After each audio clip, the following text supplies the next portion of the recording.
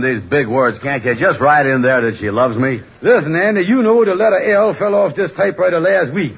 She can be nuts about you, crazy about you, mad about you, but there's one thing she can't do, and that's to love you on this typewriter. Well, go ahead, Kingfish. Do the best you can. Yeah, now let's see here. My honey, Uh-oh. There goes the K. She can't kiss you no more, neither. I got it. Let's see, I got it here. Oh, there goes the S. Oh, me. Now we done lost smooching and sweetheart. Yeah, and losing all these letters, she done took the fire out of this romance. Yeah, the most romantic thing that you can do now on this machine is space bar and shift key the gal. We ain't getting no place, Kingfish. What is we gonna do here? Well, I just thinking, Andy. You know that gal that works down at the delicatessen store, the one that always writing poetry? Yeah?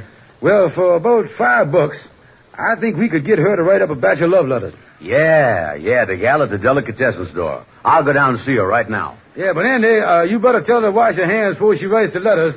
I've always found it's sure death to romance to have your love letter smell like marinated herring.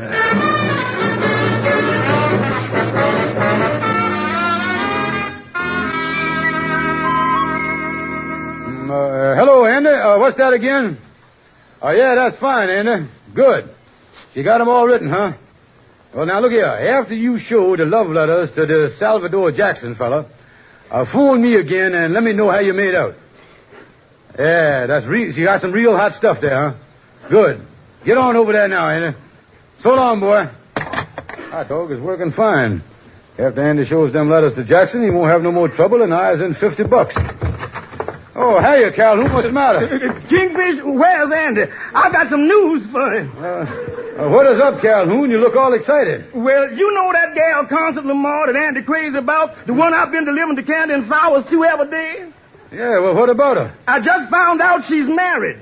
Married? Not only that, she got a husband. Holy mackerel, this is terrible. Yeah, and guess who the husband is? Salvador Jackson. Lamar is just her professional name.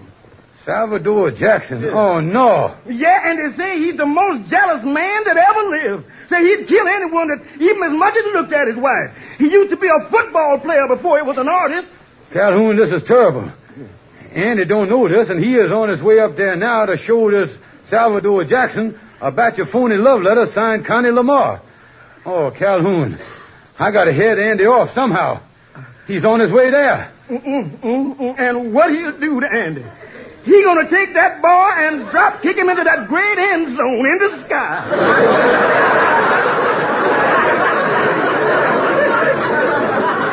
Holy smokes. I has done sent my buddy to his sure death. Calhoun, ain't there nothing I can do? Yeah, there's one thing you can do. Oh, what is that? Call up Woodlawn Cemetery and tell them to start digging a guest room.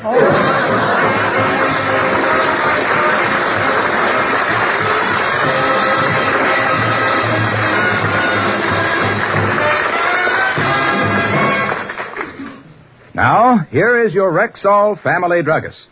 This coming Wednesday, April 15th, Rexall's gigantic 1-cent sale begins.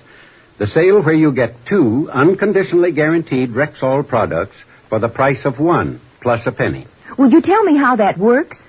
Well, here's an example. The regular price for the 100-tablet bottle of Rexall aspirin is 54 cents. But during the 1-cent sale, you get 2 bottles for only 55 cents. You mean I just add a penny and get twice as much? Exactly. What's more, ma'am, you'll find literally hundreds of those double bargains in our stores. From mouthwash to adhesive tape, from household gloves to hairbrushes, from cold cream to sunglasses, plus more than 60 super specials on every type of household need. How long does this sale run? From this coming Wednesday morning till the closing of the stores Saturday night. 4 miracle days when you get twice as much for just a penny more. At Rexall drug stores everywhere.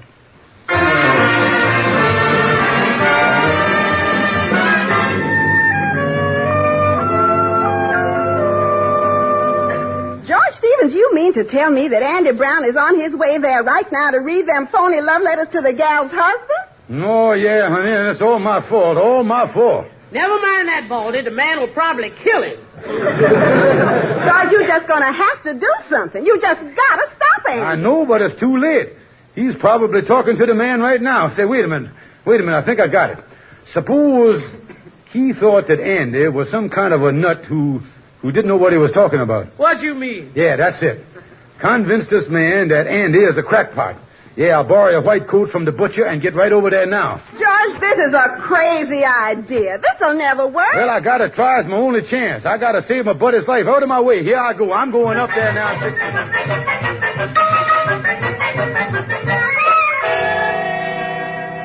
Well, Salvador Jackson's secretary say he'd be with me in a minute. He's just finishing up painting the picture. Yeah, nice studio he got here. Pictures on the wall.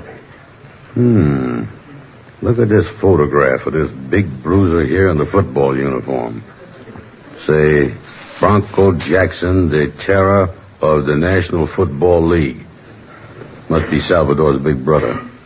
Well, after all, he's an artist. My secretary said you wanted to see me. Yeah, mister. I got some letters here, and I, excuse me for protruding, mister, but, that's a nice picture of your brother on the wall there. My brother? Yeah, the fellow there in the football uniform with the shoulder pads. That's not my brother. That's me, and I'm not wearing shoulder pads. Yeah.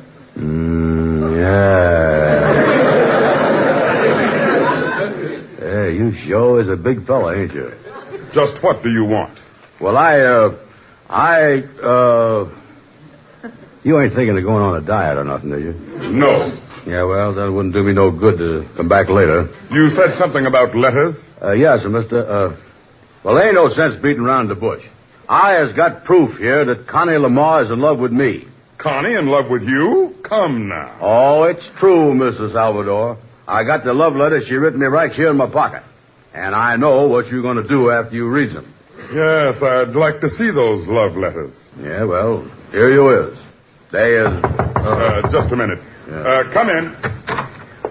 Yes? What is it? Excuse my white coat, mister, but I was looking for a man who ain't responsible for what he said if he already said it.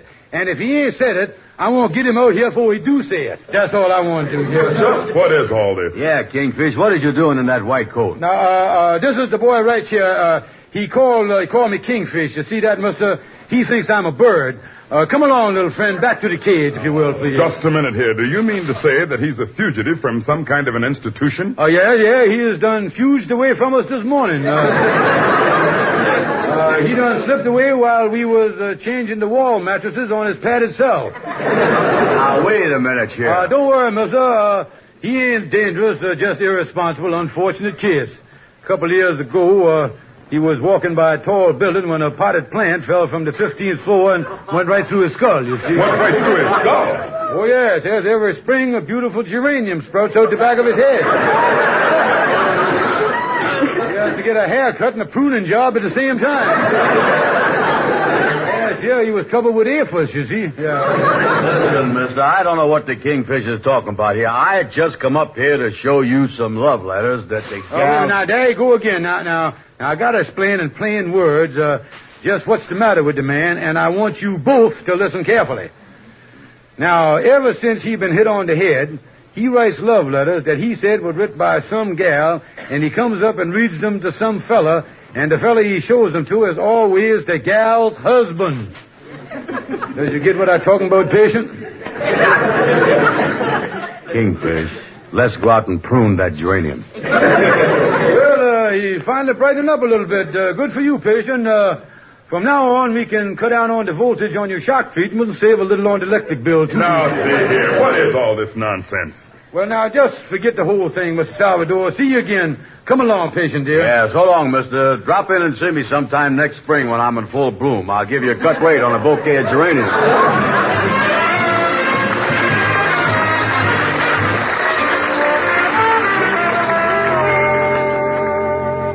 That was something, boys. Mr. Jackson turning out to be Connie's husband. Yeah, Amos, you see, Lamar was just her professional name. Yeah, boys, I got the boy out just in time, Amos. If I'd have got there 1 minute later, why, we'd be having a big blue suit party right now in the lodge hall. Only Andy would be enjoying the festivities from a horizontal position. Yeah, that's right. If Calhoun hadn't have found this out today, I'd have been the late Andrew H. Brown. Yeah, Calhoun finding out she was married really saved the day for you, Andy. Yeah, well, her being married, I guess done scared you off for good, huh, Andy? Yeah, I guess it is, Amos. When it comes to dousing the torch, why, there ain't no bigger fire extinguisher than a gal's husband.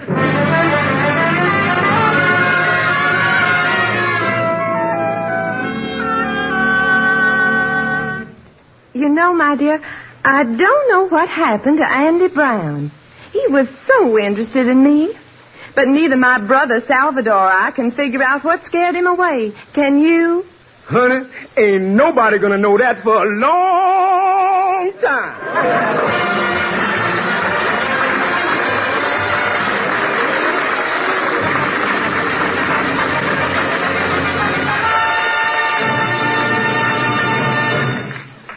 This is Harlow Wilcox with your money-saving tip of the year. Rexall's tremendous 1-cent sale begins next Wednesday morning.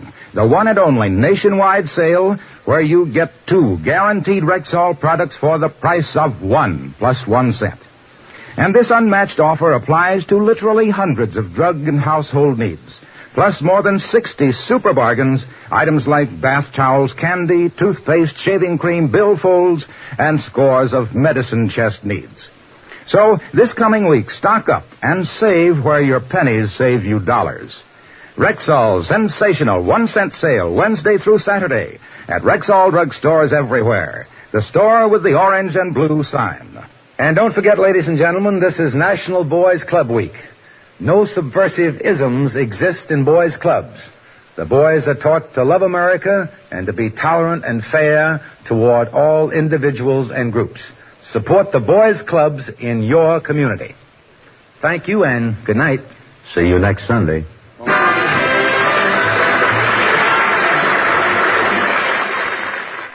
Remember, Rexall's gigantic 1-cent sale begins next Wednesday morning. The sale that gives you 2 guaranteed Rexall products for the price of 1 plus a penny.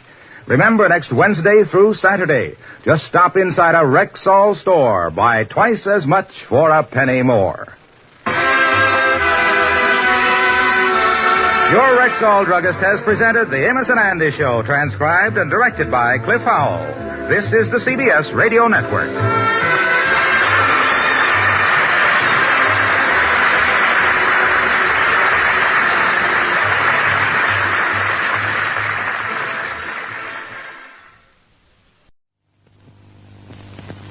We had a party last night, and so one of the places is in a worse shape. You know how it is. You leave things overnight, takes twice as long to put them right. A bit like forgetting to watch your weight. Still, I watch mine every morning with the Kellogg's Special K breakfast. Fruit juice, black coffee or tea with lemon, a big bowl of Special K, a little milk and sugar, less than 250 calories the lot. The Weight Watchers breakfast with Kellogg's Special K. The tasty way to help you stay trim. Dual. Dual for floors. Dual cleans and polishes in one go because it's a floor cleaner and a polish all in one. Dual 2 and 6. This is the 1940s radio channel from the Rocket Classic Radio Network. Wait a minute. Have you heard the weird tales of the Whistler?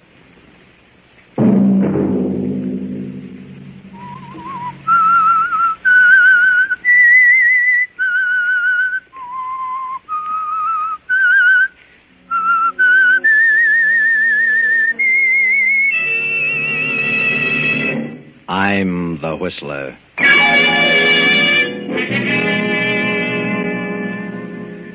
There's something wrong. Terribly wrong. I'm going to wait a few more days, and when I'm sure, I'm going to take care of you, Joe. Well, what do you mean? I'm going to kill you. Sunday night, and again CBS presents The Whistler.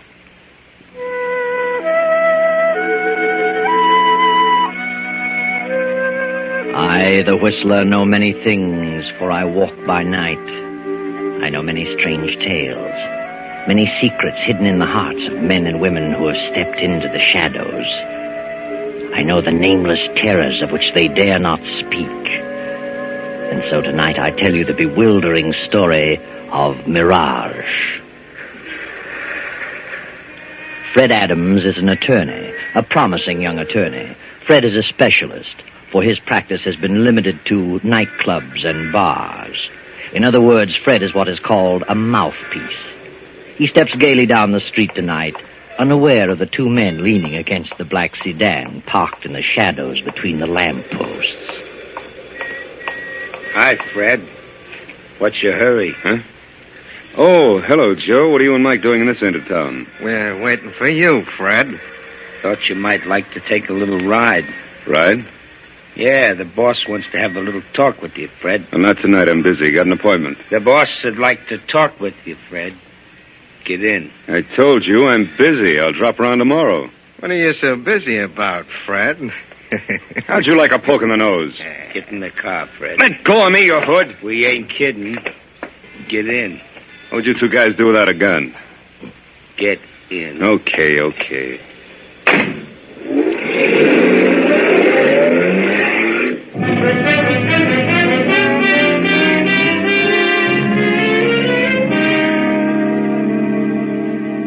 15 minutes later, Fred makes his way through the crowded tables of the Swank Tripoli Cafe toward a door marked manager. He hesitates a moment, glances at the two men beside him, and knocks. Across the room, a beautiful woman sits behind the desk, toying with a long cigarette holder. Come in, Freddie. Come in. Well, we got him, boss. And where do you think he was? Over on Park Avenue. How fancy. Wait outside, Joe. I want to talk to Freddie. Alone. Yeah. Sit down, Fred. Well, what's wrong? You in trouble again, Gloria? Would it matter to you if I were in trouble? Of course it would. Where have you been the past week? Has it been a week since I saw you last? You know it has. And a week is too long to suit me, Freddie. Well, you know my phone number. If anything had happened, you'd have found me. Doesn't make me very happy to think I have to go out looking for you. Kind of lets me down. Oh, for the love of Pete. What happened? Nothing's happened here at the cafe. Oh, what's the matter then? It's you, Fred. It's what you've done. I haven't done anything. Why do you think I paid your way through law school? Well, because you wanted to. And because you needed a lawyer around. Is that all? I don't know. I thought we were together in this thing for keeps. Well, yeah. I'm still your attorney. What else do you expect of me? You have the nerve to sit there and say that. You know how I feel about you. You've always known. We've always been pals, good friends. Pals? Friends? Oh, Freddie. Now, what are you trying to say? I knew for the past 3 weeks that you were changed. Couldn't figure it out. But I found out this afternoon. Here it is in the paper. District Attorney's daughter to wed young lawyer. Well, what about it?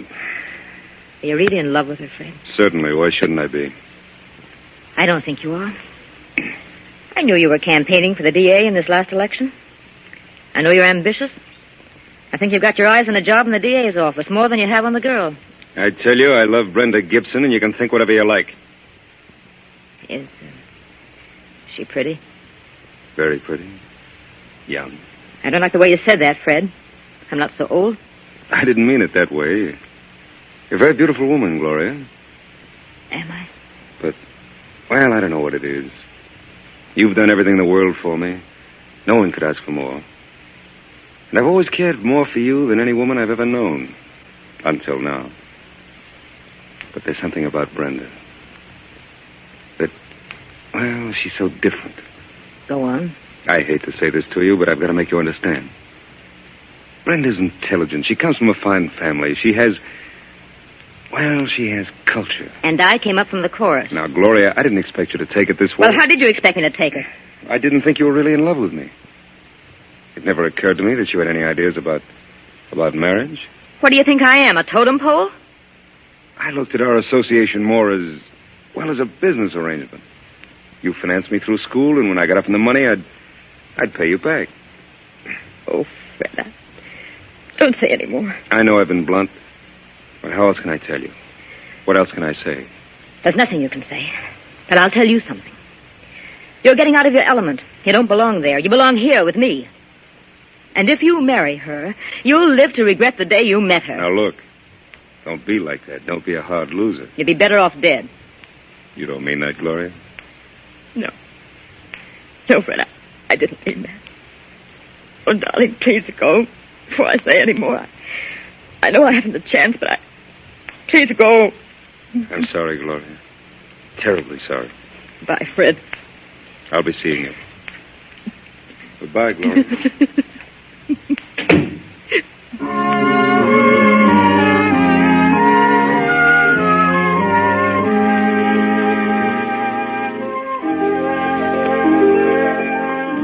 Now, a week later, the papers are filled with stories and pictures of Fred and Brenda and the district attorney, and parties and dinners and teas. Read them, Gloria. Pore over them. Mr. and Mrs. Frederick Adams this and Mr. and Mrs. Frederick Adams that. Read them, Gloria. Read them and weep. Meanwhile, on a train to Miami. And Fred, darling, after we spend a few days in Miami, we can fly over to Nassau. Father has a place there, and I know some wonderful people. We can have a great time. Fred? Oh, what did you say? Snap out of it, darling. We're on our honeymoon. Yes, Brenda, I'm sorry. I know we're going to have a swell time. My sister Nella's spending the summer at Nassau. Why didn't Nella come home for the wedding? She was to be your bridesmaid. I told you, dear, you can't always get transportation just when you want it these days. After all, Nella's your only sister. She could have made an extra effort. What are you thinking about? Oh, business. Business? What business? I was thinking about my new job. How did your father happen to make a place for me in the DA's office? I suppose he thinks you're a capable young attorney. Did you ask him to appoint me? Well, I may have had something to do with it. I wanted you to start out right. You don't mind, do you? Certainly not. Well, swell of you. I only hope I can make good. You will. And who knows, maybe you'll be the district attorney yourself someday. I hope so. At least I'll break my neck trying. Oh, let's forget about everything for the next 2 weeks, but I love you so very much, Brenda. Darling, I'll spend all my waking moments trying to make you happy. Thanks, dear. You'll never regret the day you met me. What did you say? I said you'd never regret the day you met me. Oh. I should say I won't. Not a chance in a million.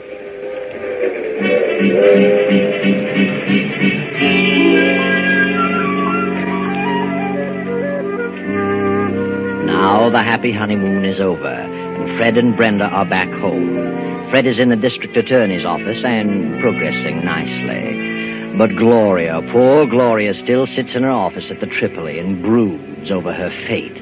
She scans every item in the society columns, searching for news about Fred and Brenda. And every item, every picture nurtures her resentment. And her resentment slowly turns to hate. And finally something snaps in her mind and she begins to harbor thoughts of revenge. Yes, revenge. Joe! Yeah? What are you yelling about, Gloria? I wasn't yelling. Close the door. It sure sounded like yelling to me. I said I wasn't yelling. Okay. I apologize. Oh, sit down. Oh, look, Gloria, what's eating you? Why don't you get out of this office? Go out and visit with the customers the way you used to. Why should I? Well, they all miss you. They're all asking, where's Gloria? I run out of excuses. I didn't call you in here to talk about the business. Well, maybe not, but I thought it was time I said something. Where's the evening paper? I didn't get it. Why not? Oh, look, Gloria, snap out of it, will you? Why don't you quit hunting for news about Fred? You're only driving yourself nutty. Fred was a nice guy, but he's gone. He's married. Forget him. I can't. Well, you could try. It's not as easy as that. After all, he ain't the only man walking around. There's one or two others, you know. Yeah? Well, there's one guy in particular who might get your mind off Fred, if you'd give him a chance. Yeah? Who? Well, I know I'm not as good-looking as Fred, and I ain't got his fancy manners. But I like you just as much as he did. Probably a lot more. Sorry, Joe. At least I wouldn't walk out on you for any other dame. If you did, I wouldn't blame you. No? No. I'd blame the other woman. She had no right to take him away from me. He belonged to me. Oh, Gloria, please, forget it. No, I won't. I can't. I've made up my mind. Huh? What are you thinking? Where's your car? Outside? Where's your gun? In my pocket? Some people are giving a party at their country place tonight for Fred and his wife. But, Gloria... But Fred was called out of town on business. They're giving the party anyway. And she'll be there. Brenda will be there. So what? We'll wait for her. And follow her when she leaves. Wait a minute. Nothing doing.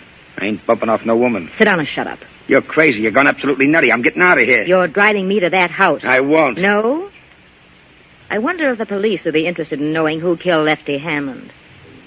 Gloria, you wouldn't. Wouldn't I? Well...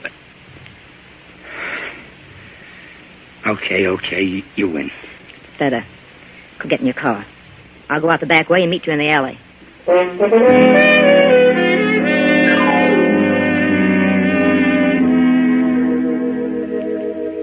Gloria and Joe sit in the car in the deep shadows of a spreading tree. The hours drag on, and then about 1:30 in the morning, the party breaks up and the cars begin to leave. Finally, Brenda comes through the gate, driving her own coupe. There she is. That's Brenda. Get going, Joe. Is she alone? Yes, she's alone. I sure wish you'd change your mind. Don't get too close to her. No, I ain't got nothing against her or Fred either. What good's this going to do you? You wouldn't understand. I think you've gone off your beam. Maybe you're cracked. Shut up. I'm not crazy, if that's what you mean. That's what I mean. Drop back a little. They say crazy people never think they're batty. You might feel different about this in the morning, Gloria. Maybe you ought to see a doctor. Oh! Cut it out. What do you get off slapping people? Move along. You're losing her. Well, lay off that rough stuff. Or I might decide to change my mind about the whole thing. Nah, you won't change your mind. It'd be funny if something happened to you. If anything happens to me, there's a letter in my safe that tells all about you. So you better see that I get back to the AAA. Okay. I was only kidding. Yeah. We're coming along to that long stretch now. No cars behind us and none coming. Step on it now. Run her off the road. Now, run her off in that ditch.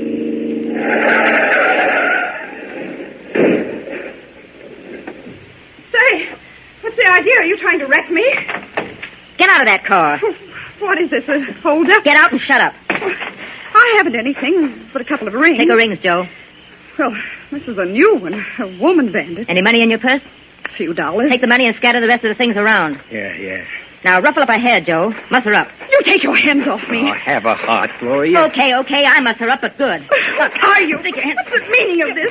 You got what you want. Why did you let me alone? I'll let you alone, Mrs. Adams. Who are you? Start walking. What? Start walking off through those trees. I won't. Oh, stop. Get moving. What are you going to do? See to it that you don't do any more chiseling in, Mrs. Fred Adams. I don't know what you're talking about. Walk. Let her have it, Joe. Now, what are you stolen for? You missed her. Give me that gun. Well, and that's the last of Mrs. Adams. She's dead. Yeah. There's your gun. Now, let's get out of here. Oh. Well, what's the matter? What are you waiting for? I'm kind of dizzy. Kind of sick. I can't drive, Gloria. You better drive. And I thought you were experienced at this business. If I hadn't seen you do it, Gloria, nobody in the world could have made me believe it. Nobody.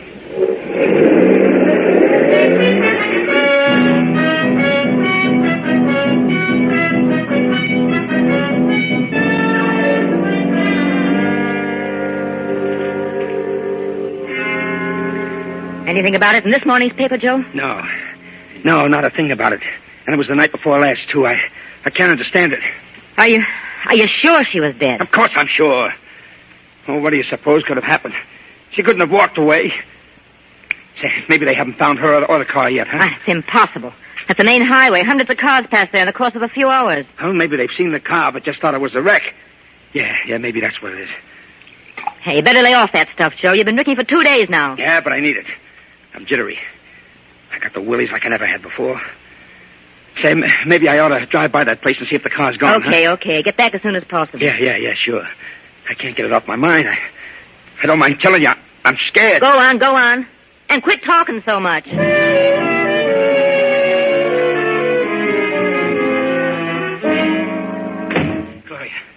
Gloria, I went out there. Yeah, well, I know. What did you see? Nothing. The car was gone. I looked all around for the spot. There wasn't a sign of anything. No trinkets, no blood marks, no nothing. Well, then they must have found her. But why don't they say something in the papers about it? If they just said something, I could stand it. It's driving me nuts. Are you going to lay off that stuff? No, I ain't. I need it. I don't need it. Yeah? I don't know what you're made of, but whatever it is, it's sure tough. I never knew a woman could be as tough. I'll never forget it as long as I live. Ah, you're a jellyfish. I can understand one guy rubbing out another one for doing something against the gang, but I never thought I'd see a woman do a thing like that. And for no good reason. There was a reason. And shut up. I couldn't have done a thing like that. You could have turned me in first. There she was, laying there, covered with... Shut up! It's funny, this stuff don't seem to have any effect on me. It's just like some water. Get hold of yourself. Poor kid. I never felt so miserable in all my life. Did you get the late papers? Yeah. Here you are. Well, anything in it? No. Not a word. Hey, maybe we didn't do it, Gloria. Maybe it was just a nightmare. No, we did it all right, and proper. If I don't hear something soon, I'll go crazy. Hey, wait a minute. Huh? What is it? Did they find her? No. Well, what do you know about that? Well, what is it? Look at this picture. Holy smoke. It's her. It's her and Fred. Mr. and Mrs. Fred Adams attend the races. When? Yesterday. It isn't possible. But it's her. I know it's her, Gloria. How could she? She's dead. Hey. What's the matter? Maybe it's her. Her ghost? Don't be silly. I'm getting out of here. I'm leaving town. Look. You're in the other paper. Huh? Day before yesterday. Fred Adams and wife attend tennis match. And another picture. What could this mean? What did they say something about it? You see, Gloria, it's getting you down, too. Oh, please, Gloria, let's pull out. It's uncanny. I can't believe it. If it's in the papers, you gotta believe it. Did you double-cross me, Joe? What do you mean? Did you have blanks in that gun? Blanks? I'd certainly hate to get hit with what I had in that gun. She's dead, I tell you. Well, she better be. What'll we do? You'll wait. That's all, just wait. Okay. But I don't think I can stand it, Gloria. I'm going to pieces.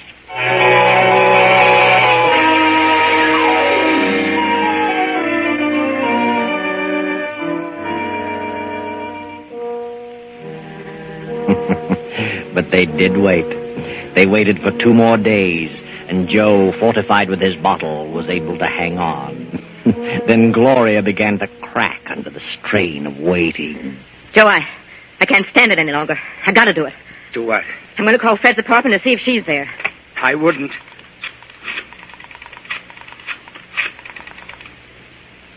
Hello? Is this the Adams apartment?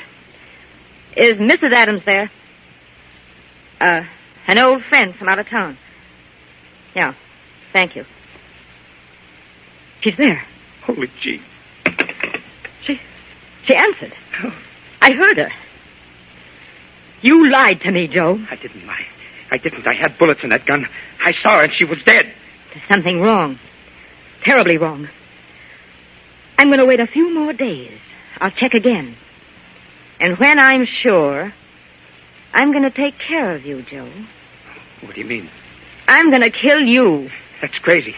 I don't think it would be safe to have you walking around and talking. Gloria, listen. Come on, we're going to my apartment and wait. The story's bound to break sooner or later. I'd rather get out of town. You're coming with me in my apartment. Get moving.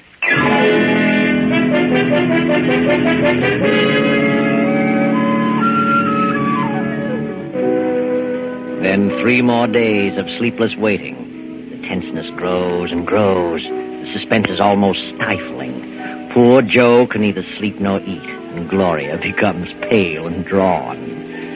Then Joe finally emerges and goes on a little scouting tour about town to see what he can learn. Then on the next night, a knock at Gloria's apartment door. Who is it? It's me, Fred. Fred? Wait a minute. Hello, Gloria. What do you want, Fred? May I come in? I'd like to talk to you. Yeah, of course. Come in. It's rather late, but, well, I had to talk to you. What about?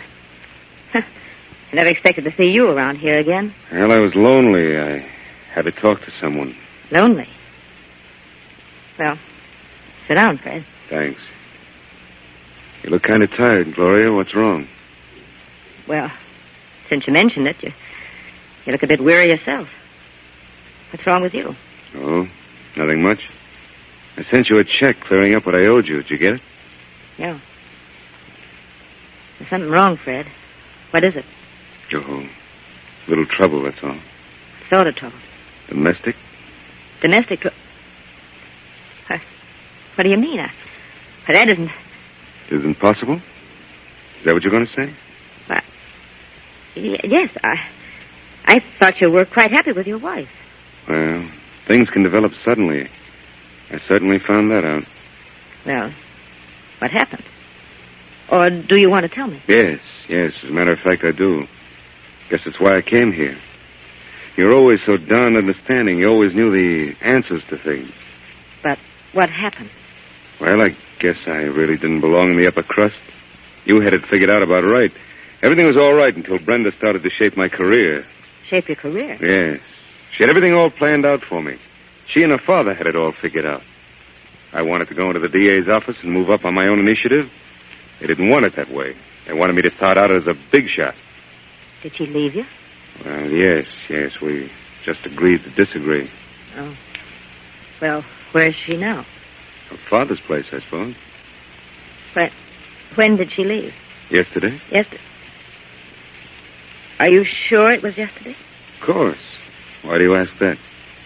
Well, no reason, I suppose. I just can't believe it. It seems a shame.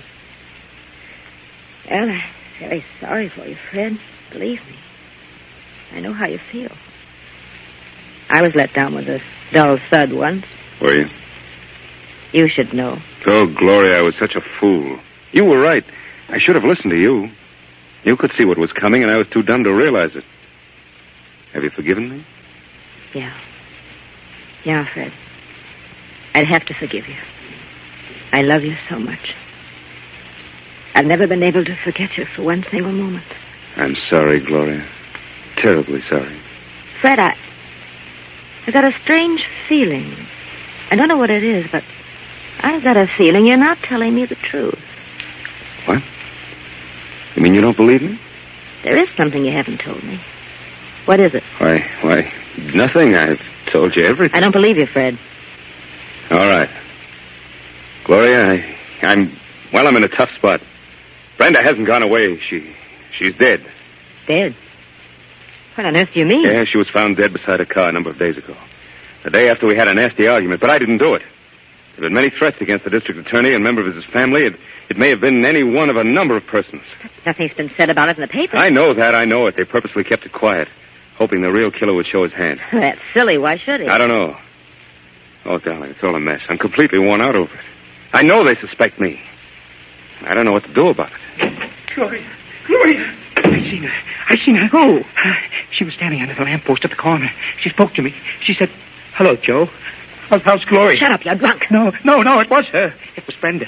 I ran for the elevator, and as the doors closed, she was coming into the lobby. She was terrible.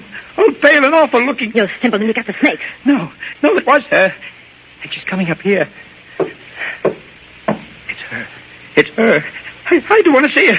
I can't look at her. I can't stand it. Joe, turn on the lights. I won't. Turn on those lights. Never mind the lights. I can see you. All three of you. Brenda. What do you want? So you're Gloria. Yes. Yes, I met you for the first time not many nights ago. On a deserted highway. Joe, it is her. Come out of the corner, Joe. I can see you. Joe, the man who pulled the trigger. I didn't. What do you want? So, Fred, you were in on the plan, too. You wanted me out of the way because of Gloria. You were back of the whole thing. No, Brenda, no. I had nothing to do with it. You decided you'd made a mistake, that you wanted Gloria. I didn't. I swear I didn't. Tell him, Joe. Tell him how you shot me down. You had the gun. Tell him or I'll... No. Get away from me. Don't touch me. I'll tell.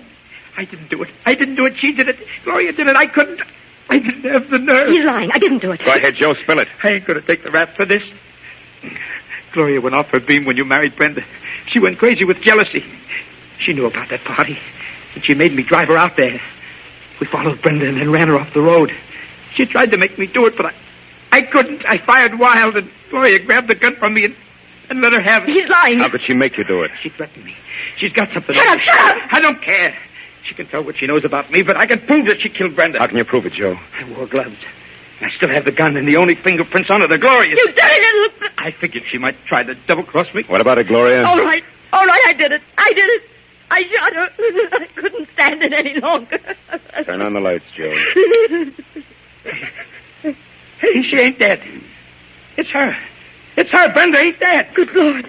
Oh, yes, Brenda's dead, all right. Quite dead. What is she? You'll find out, Gloria. What a strange quirk of fate. It was your money that caused all this. It was you who put me through law school so that I could defend you. But now, I'm sorry to say I'll be forced to be your prosecutor. Sorry, Gloria. Terribly sorry.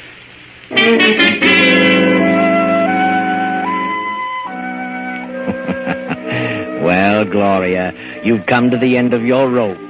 Things didn't work out as you'd planned. You really killed Brenda that night. But Fred got a brilliant idea. He had Nella, Brenda's twin sister, come up from Nassau and pose as his wife. That's how all the pictures appeared in the papers. And it was Nella who just walked in on you and got a confession. And how did Fred know you were the one? Well, there were several suspects. But you, Gloria, made the mistake of phoning for Brenda too many times. And the police traced your calls. Too bad, Gloria. Jealousy is a terrible thing.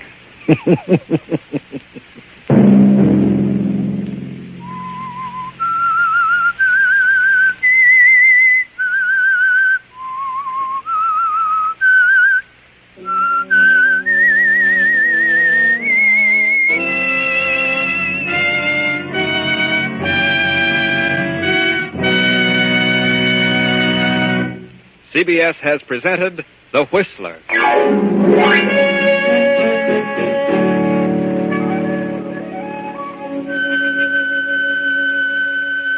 Original music for this production is composed and conducted by Wilbur Hatch. The Whistler is written and directed by J. Donald Wilson and originates from Columbia Square in Hollywood.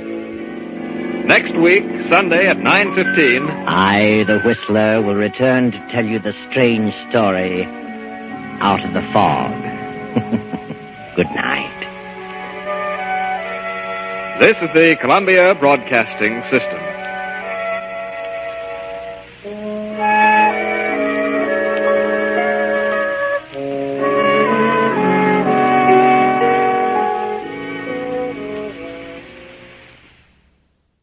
Once upon a time there was an engineer.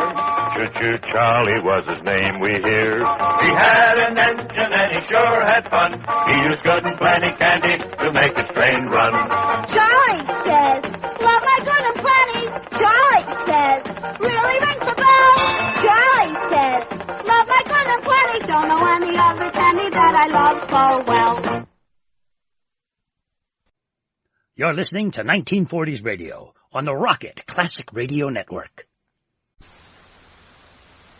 Sitting on the floor over by the bookcase with books spread out all around her.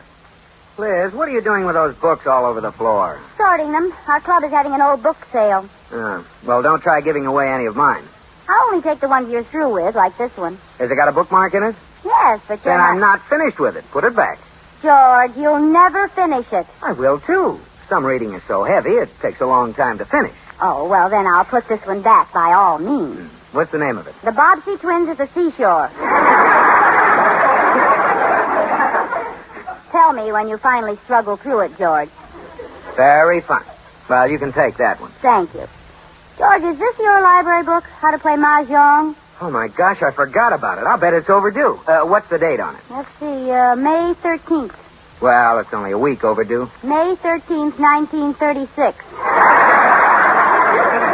Oh, well, then you can have it. What? You want me to handle a hot book? I'm no fence.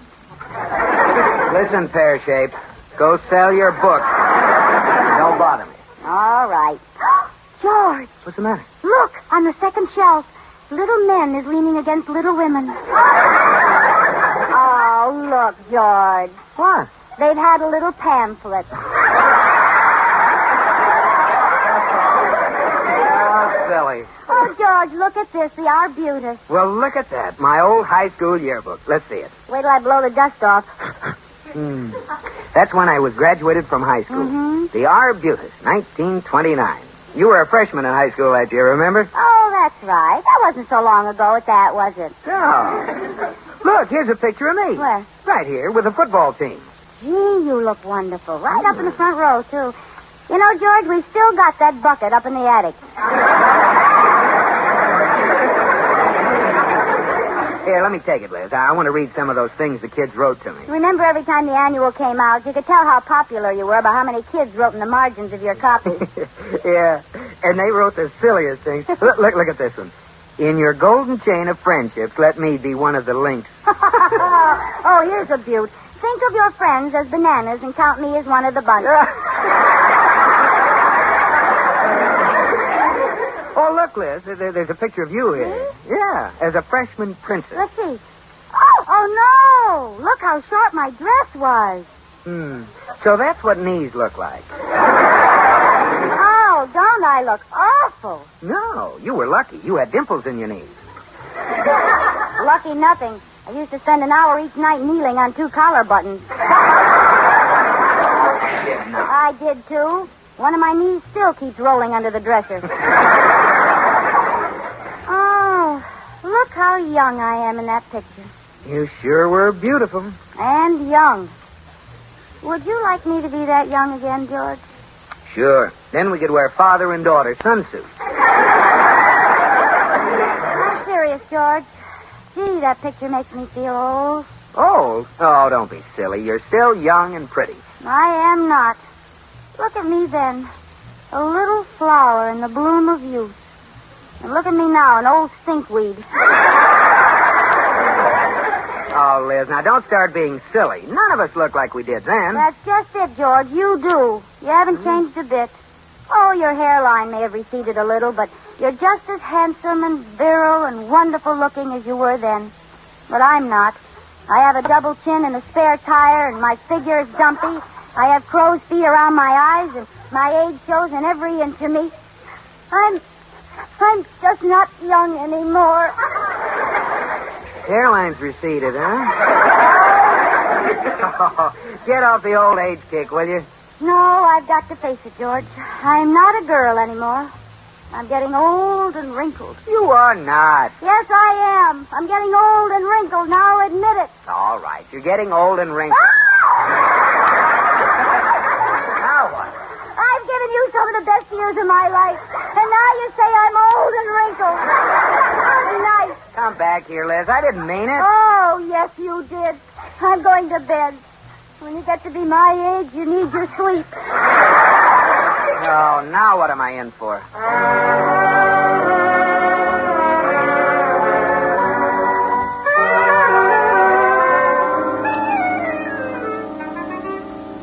Mirror, mirror on the wall, who is the oldest one of all? Mrs. Cooper. I am? Oh, Katie, it's you. If you don't mind my asking, what are you doing mumbling in front of the mirror? Katie, I'm not young anymore. I didn't realize it till last night. We got out our high school annual, and I haven't felt so old since the day Shirley Temple got married. Oh, Mrs. Cooper, you've got to snap out of this. Now, maybe a nice meal would help you. What would you like for lunch? Oh, just a cup of tea. Is that all? Well, perhaps a bowl of warm gruel. Oh, my goodness.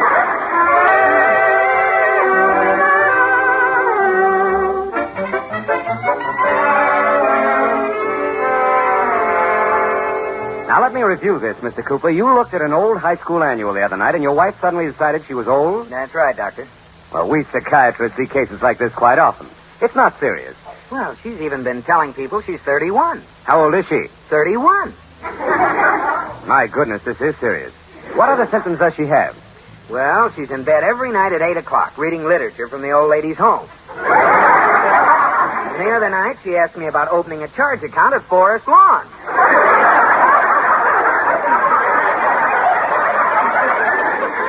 What can I do? Well, fortunately, it's simple. All your wife needs is the assurance that she's still young and beautiful. You must reenact your courtship. Treat her as you did then. Flatter her, make love to her, convince her that she's desirable and lovely. Send her flowers and candy. You really think that'll do any good? Mr. Cooper, take my word for it. A few days of attention, and your wife will feel so young you won't be able to leave her alone without a sitter.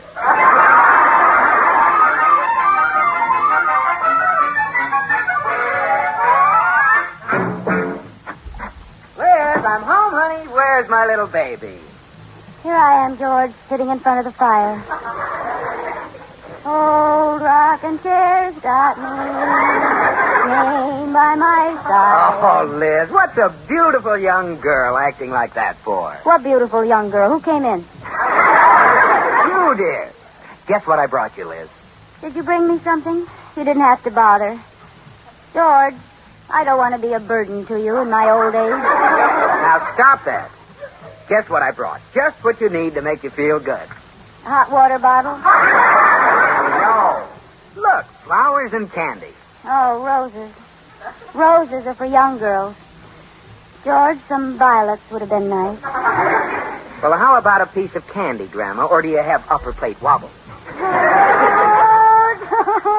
Oh, Liz, I didn't mean it. Oh, come on. I think you're beautiful. I always have and I always will. You're beautiful and you're young.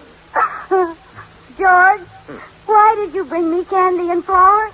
You haven't done that in years. Well, to show you that I'm crazy about you. What have you done? Liz, if you don't snap out of it... Now, if you'll pardon me, I'll go to my room and rest. Rest from what? You haven't done anything but eat breakfast. What tired you? Did Katie leave the crusts on the toast? Go on, have your fun, George. Isn't it enough that you found a new life for yourself? I'll see you later. Oh, what have I done to deserve it? Little old lady, young and fair, you're in everyone's hair. Hello. Dr. Stewart, this is George Cooper. It didn't work. Oh. Well, sometimes a wife won't believe flattery when it comes from her husband. Your wife needs attention from some other man. Well, I don't know if I like that idea or not. Believe me, it's the only system that'll work. And I know just the man. He's charming, attractive, clever, and exactly the romantic type to take her mind off her troubles. Do you think he'd help me out? I'd be glad to. As long as you ask me, all right. I'll be out in the evening. Okay. I'll say you're an old fraternity brother, and you've just dropped into town. Good. I'll see you at 8 o'clock.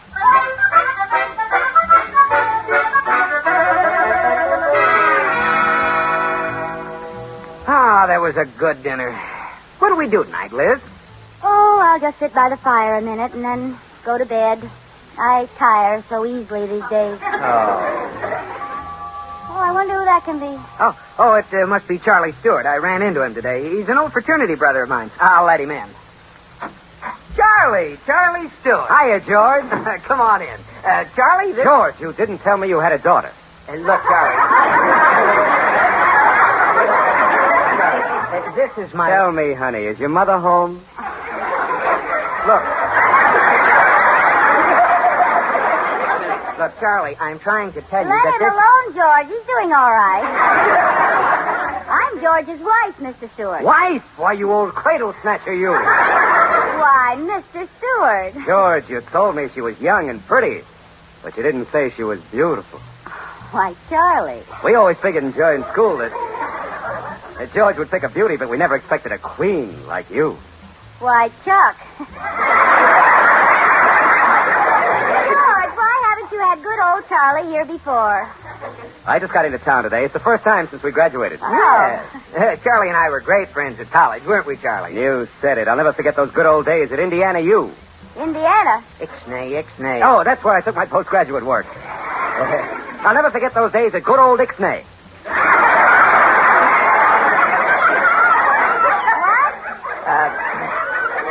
He means Dean Ixnay at Yale. Gee, that was a long time ago. Yes, a long, long time ago. Uh-oh, there she goes again. Well, let's not stand here. Let's turn on the radio and get some good music. Huh? Yeah, that's a swell idea. Maybe we can get my favorite program, Life Begins at 80.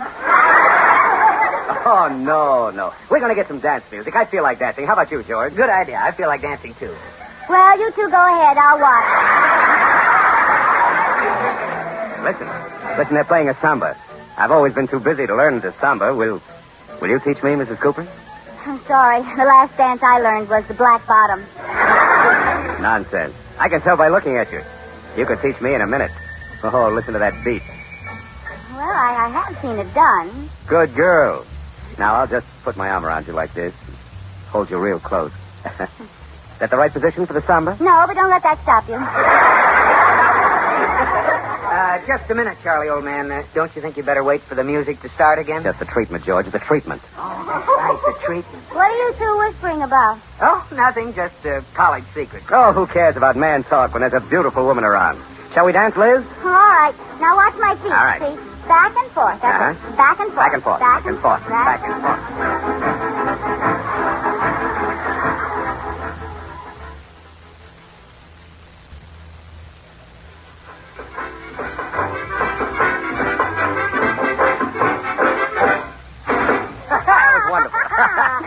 You did beautifully, Charlie. You're a fine dancer. Well, that's because you're such a wonderful teacher. You're light as a feather. Oh, really? Uh-huh. Don't you think he caught on quickly, George? Yes, it's only taken him 3 hours so far. Treatment, George. Remember, treatment. Well, all right, but it looks like more of a treat than a treatment. Oh, George, what'd you turn the radio off for? Well, I'm tired of dancing. Let's sit this one out. Liz. What? Liz, what's the sense of kidding? Come here. What? I don't care about dancing. It's just a chance to hold you close to me. But, Charlie... You're gorgeous. You're gorgeous. You're ravishing. I can't take my eyes off you. Hey, what are you two whispering about? I've never met anyone who did this to me before. You're everything I've ever dreamed of. Everything Now, I've ever... listen, cut that out. Treatment, George. Treatment.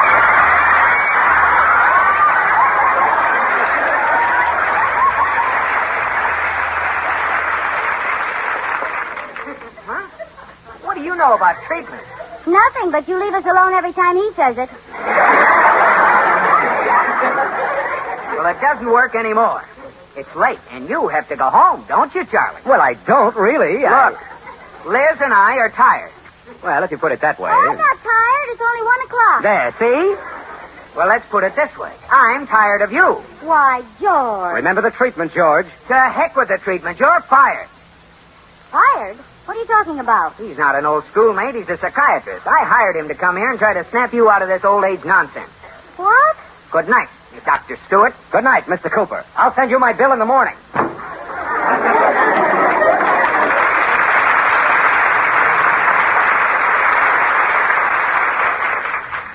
Oh, Liz, I'm sorry I had to blow up like this, but you're all cured now. Well, you are, aren't you, Liz? Liz? Oh, rocket just got me.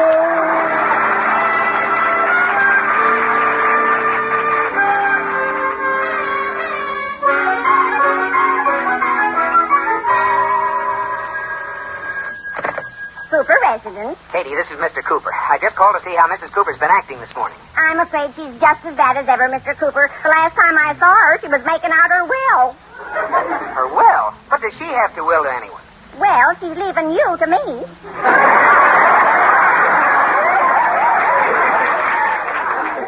Oh, that's generous of her. Look, Katie, I'm going to try something drastic. I'm going to bring home a companion for her. An old lady about 70 years old. Oh, Mr. Cooper. Yeah, and when she sees the difference between them, it ought to shock her out of it. I think that'll work. Well, I'll see you later. I'm going to pick up Mrs. Green at the old lady's home. Oh, what a wonderful morning. Oh, Katie, who's that on the phone? Oh, a friend of mine. Did you finish your will? Oh, that was just a silly thought. Isn't it a wonderful day? Well, what happened to you this morning? You were Grandma Moses, and now you're Junior Miss. Oh, I had a call from someone. Who? That psychiatrist who was here last night. He called up and asked me for a date. Well, he didn't have any effect on you last night. I know, but last night he was hired by George. This date was his own idea. But he knows you're married. Aren't you insulted? I certainly am. Isn't it wonderful? But you're not going, are you? Of course not, but I'm glad he called. Makes me feel young again. Good. Well, I guess I'd better call Mr. Cooper. He had another plan to snap you out of it. He was going to bring home an old lady to be your companion. Oh, no. Yes. I'll call him and tell him to... Oh, no. Listen, he tricked me with the doctor last night. Let me have a little fun with him. What are you going to do? Well, get me a shawl to put over my head, Katie, and some glasses to put on the end of my nose. And when George and my companion get here, I'm going to be a little old lady.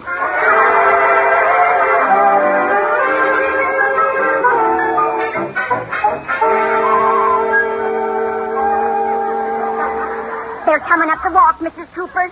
Oh, she's real old. Give me the shawl, Katie. Oh, these glasses tickle the end of my nose. This way, Mrs. Green. Mrs. Cooper's probably in the living room. Oh, Liz. Sorry, boy. Liz, where did you get those glasses? Oh, Georgie, you brought me some company. Of course he has. I'm glad to meet you, Mrs. Cooper.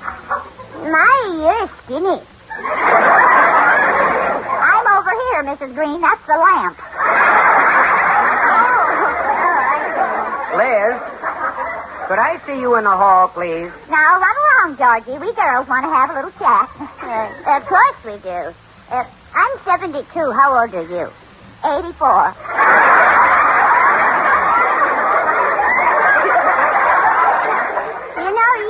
You don't look a day over 70. Tell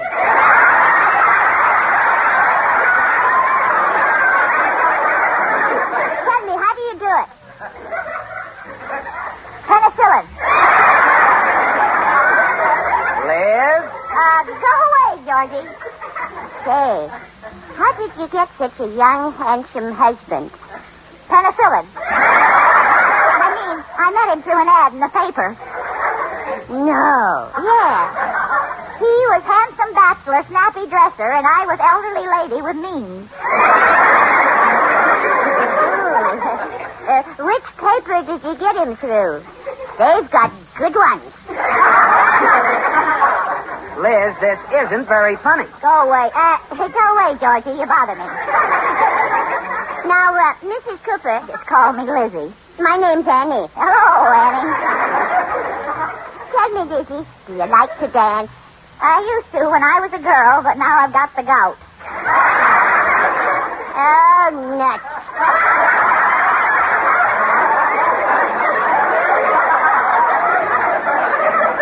I can't dance any unless I get oiled. In my joints, I mean. I've been oiled in a few joints myself.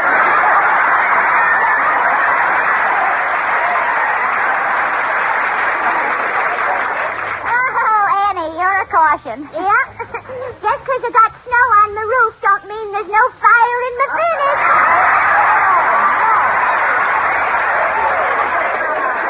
Say, Lizzie. Yes? Do you play bingo? I know where there's a game going on right now. In the middle of the afternoon? Sure. In back of the Bluebird Tea Shop. There's a hot game going on all day long. The tea shop's just a front. Come on, get your green eye shade and let's go. I'll get my wheelchair. We can ride down. All right.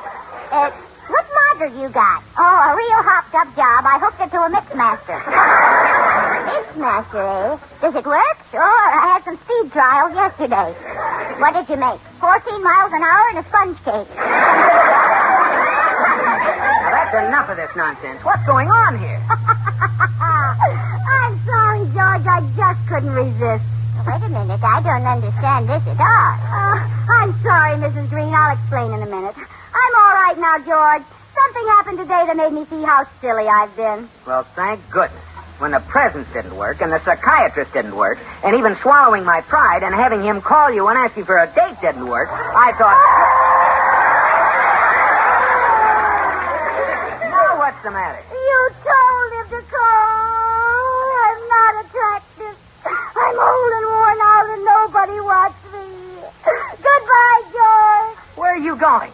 Come on, Annie. Let's go play bingo.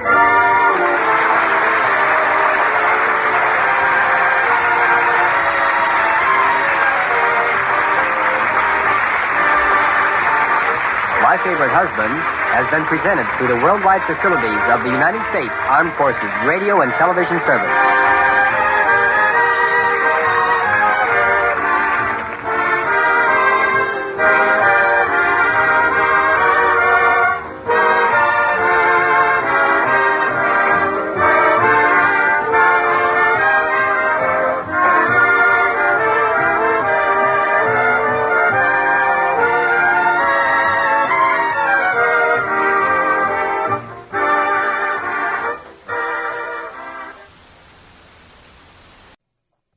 Rocket Classic Radio Network, keeping the radio memories alive thanks to the sponsorship of John Paul Pet.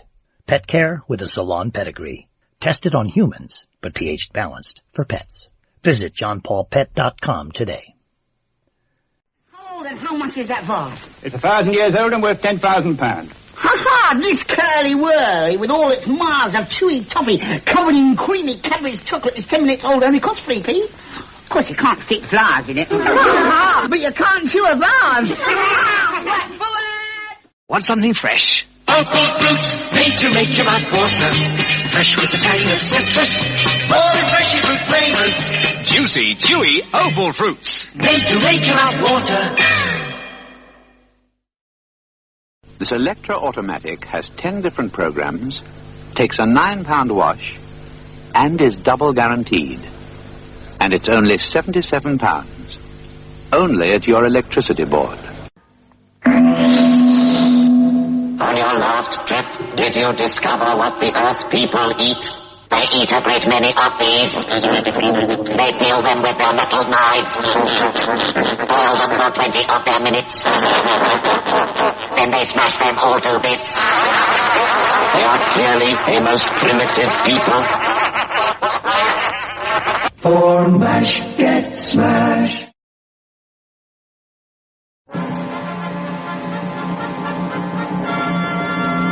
Tudor Queen, the queen of canned meats. Tudor Queen ham, Tudor Queen ox tongue, Tudor Queen chicken, Tudor Queen luncheon meat. Rich in history, rich in quality, rich in value. Tudor Queen.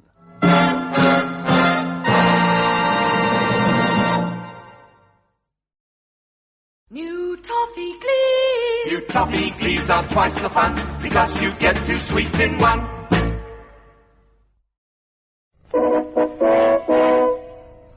$31.5, $32, $33, $35, $40, and $10 is $50, and $50 is a pound. At first, when you are given change in new money, it may sound rather odd. So if you're puzzled by $31.5, $32, $33, $35, $40, and $10 is $50, and $50 is a pound, think decimal.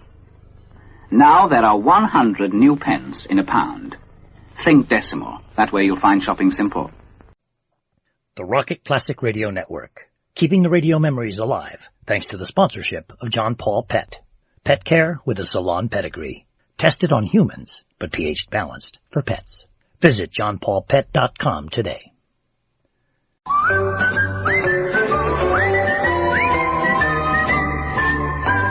A million housewives every day pick up a tin of beans and say, beans, beans, Heinz.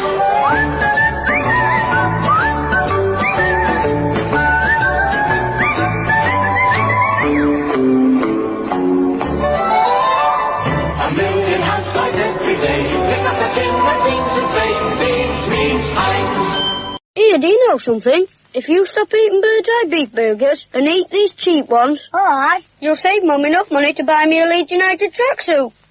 Fantastic. I mean, they look the same, don't they? Might look same, but they don't taste the same. You can't tell the difference. Well, I can. The cheap one's yours. Bird's Eye. Somehow other beef burgers just don't taste the same. Classic shows from the golden age of radio. This is the Rocket Classic Radio Network. Frontier Town, the saga of the Roaring West.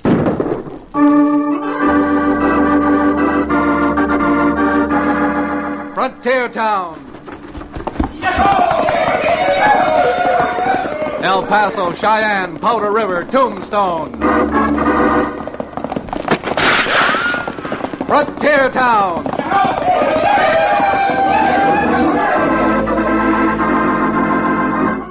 Here is the adventurous story of the early West. The tamed and untamed, from Cheyenne to Calgary, from Dodge City to Poker Flat. These are the towns they fought to live in and lived to fight for. Teeming crucibles of freedom. Frontier Town!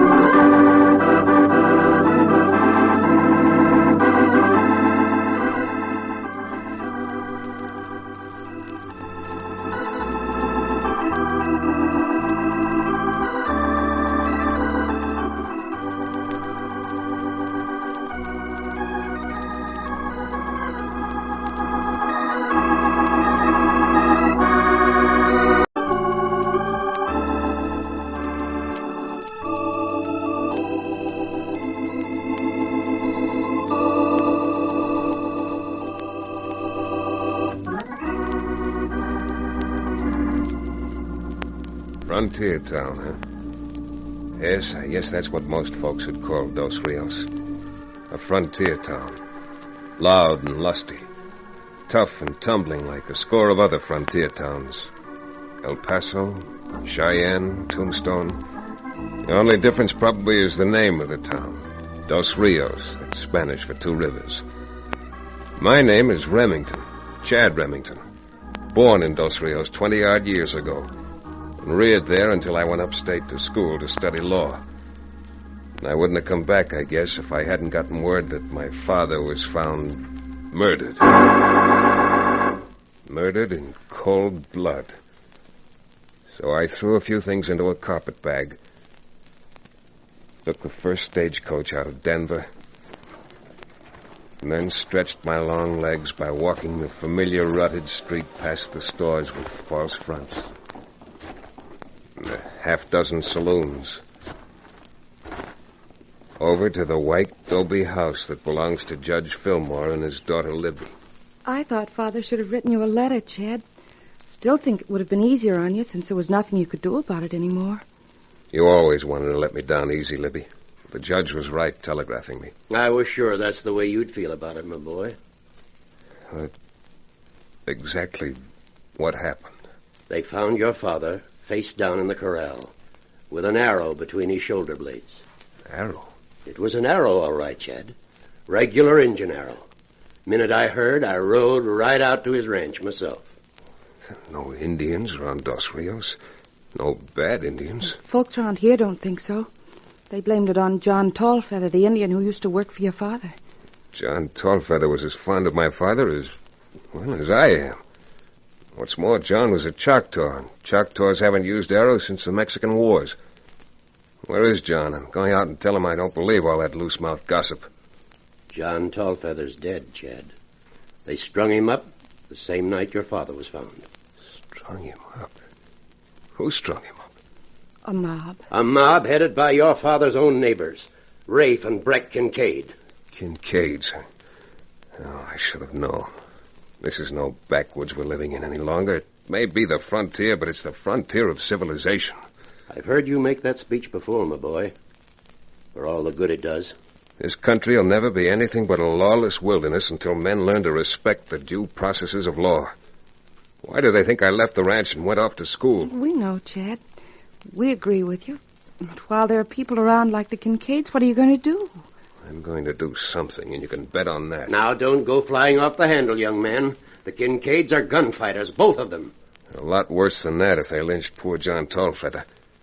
And if there's any law in this country at all, they're going to pay for it. If you and Libby will excuse me, Judge, I'll leave my bags here. Of course, Chad, but where are you going?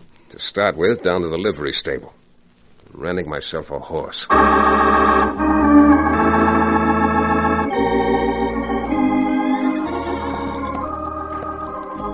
Chad, not only can you have a horse and the best horse the livery stable provides, but you can have money in a bottle. What am I saying? And the shirt right off my back. Cherokee, you haven't changed one bit. You sound just the way you did when I met you for the first time, peddling genuine Cherokee rattlesnake oil off the back of that big wagon. Yes, Chad, you remember, don't you? Yes, sirree.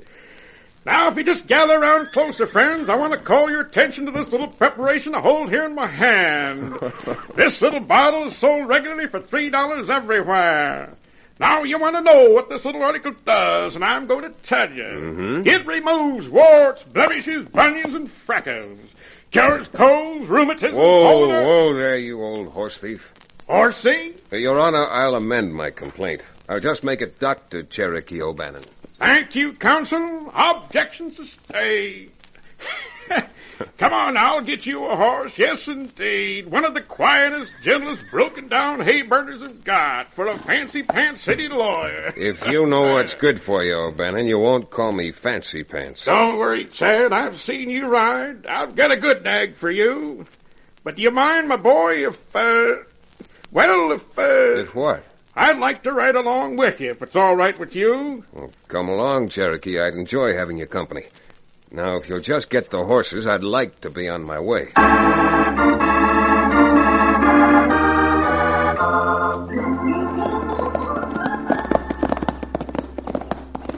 Well, Chad, there's your ranch. You can see it right through them aspens. Hasn't changed much, has it? No, not a bit. There's the creek and the cottonwoods where I used to swim when I played hooky from... Oh, boy, hold it. What's up? What's up? What's stopping for? Unless I'm mistaken, and I don't think I am, someone's moved our wire. Our fence used to run along the other side of the creek up to that saddle rock. Sure it used to. But it doesn't anymore. I thought you knew. Knew what? Well, last spring, there was a big rock slide right over there. Filled the old creek bottom with rocks and changed the course of the stream. So your father sold that little strip to the K. Are you sure, Cherokee? Because without water, there's a quarter of a section over here wouldn't raise gophers. Now, the way I heard it, on account of you moving upstate to be a lawyer, your father was selling off his cattle. Didn't care about the water. Selling off? Well, that's ridiculous. Wasn't a month ago, he wrote me to go over to the stock show at the Capitol and see if I couldn't find him a new Hereford breeding bull. Well, I'll be a squaw Injun's off ox. You sure wouldn't be buying any bull if he was giving up ranching now, would he? Don't think he would. Come on, Cherokee. Turn that pony around. We're riding over and paying a call on Rafe and Breck Kincaid. Get around there, you long-legged, loose-jointed shuffle-gussie. Come on, let's be off!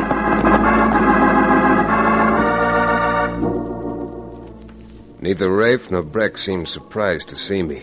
But they did seem a little shocked when I started to ask questions about this strip of land Cherokee said my father had sold them. Well, maybe shocked isn't the right word at that. They were indignant.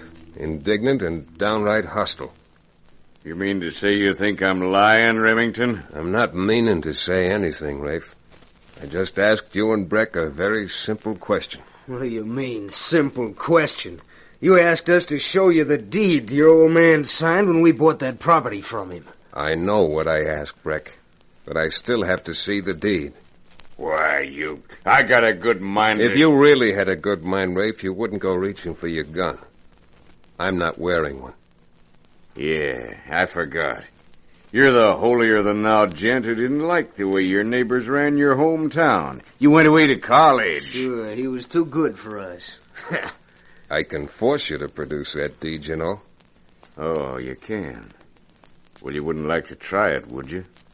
I don't mean beat it out of you, although I believe I still could. He believes he still could, Rafe. Whether you two realize it or not, we have a court in this county. And I could make you produce the deed in court. I just didn't think that'd be a friendly thing to do. You're not getting no place trying to butter us up with that friendly talk. Let it go, Breck.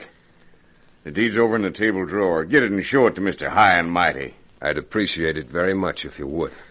Father would turn over in his grave. He knew what a duty he had for his son. The less you two have to say about my father, the better off we'll be. All of us.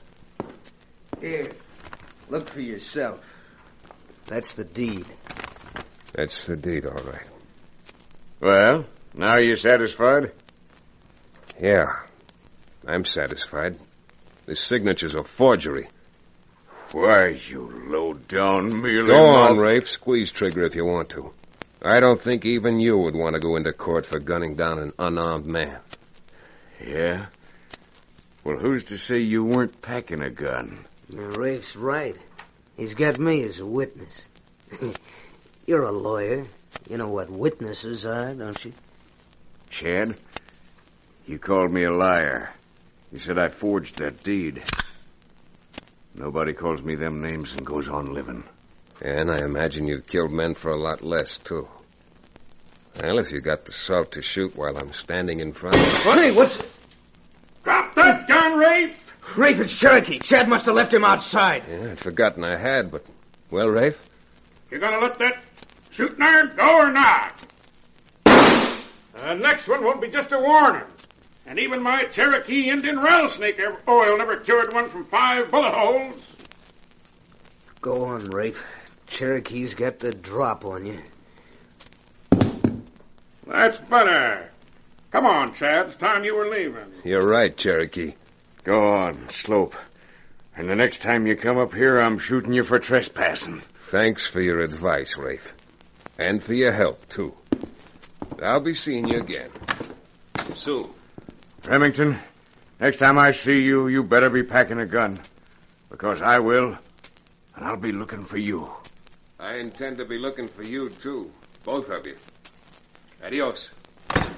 Doggone it, Rafe, if he goes around town and shooting off that big mouth of his... Shut up, Brick. Huh? I ain't afraid of no man who's scared to pack a gun. He had his chance while he was here, and he throwed it. Yes, sir. I always knowed it. That one's yellow. Yellow clean through.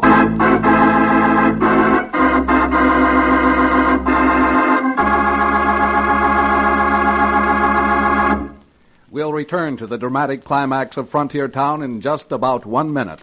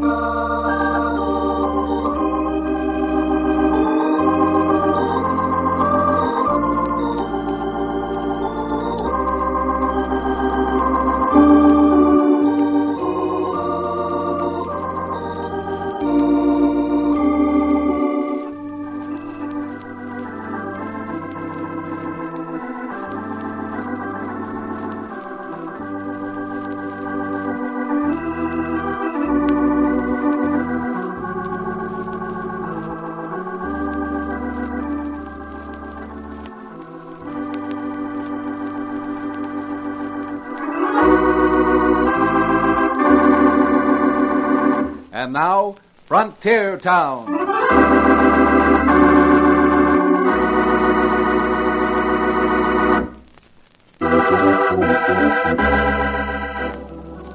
Well, when we left the Kincaid's ranch, I was pretty firmly convinced that my father's signature had been forged on the deed under which the Kincaids claimed title to the creek and that strip of land around it. Cherokee and I pounded leather and left a trail of dust all the way from the Kincaids to Judge Fillmore's house in Dos Rios. But, Chad, are you sure? Why, Miss Libby, Chad's sure about this, and I am that my Cherokee Indian rattlesnake oil is an absolute and positive cure for 89 ailments of man. All the way from double pneumonia to hangnails. I'm even surer than that. I'm as sure as anyone can be. Why, even seeing the deed for the few seconds I did, you couldn't miss the even pressure of the pen on the paper. And no one writing normally writes that way. You mean to say it was traced? And it was traced or copied or... I just know that my father didn't write it there himself. I hate to sound like a judge, my boy, but do you think you're going to be able to prove it? Well, Judge, I hate to sound like a lawyer, but I've either got to prove that or leave town. Now, of course, I'm a doctor. Pardon the expression. Not a lawyer, but it seems reasonable and sensible to me, Shad, my boy, that we go down and have a little talk with the warden. I mean the marshal. It isn't often that I can agree with someone in Dr. O'Bannon's profession, but this time I think he's right. Well, Chad, if you'd like, we'll all go along with you.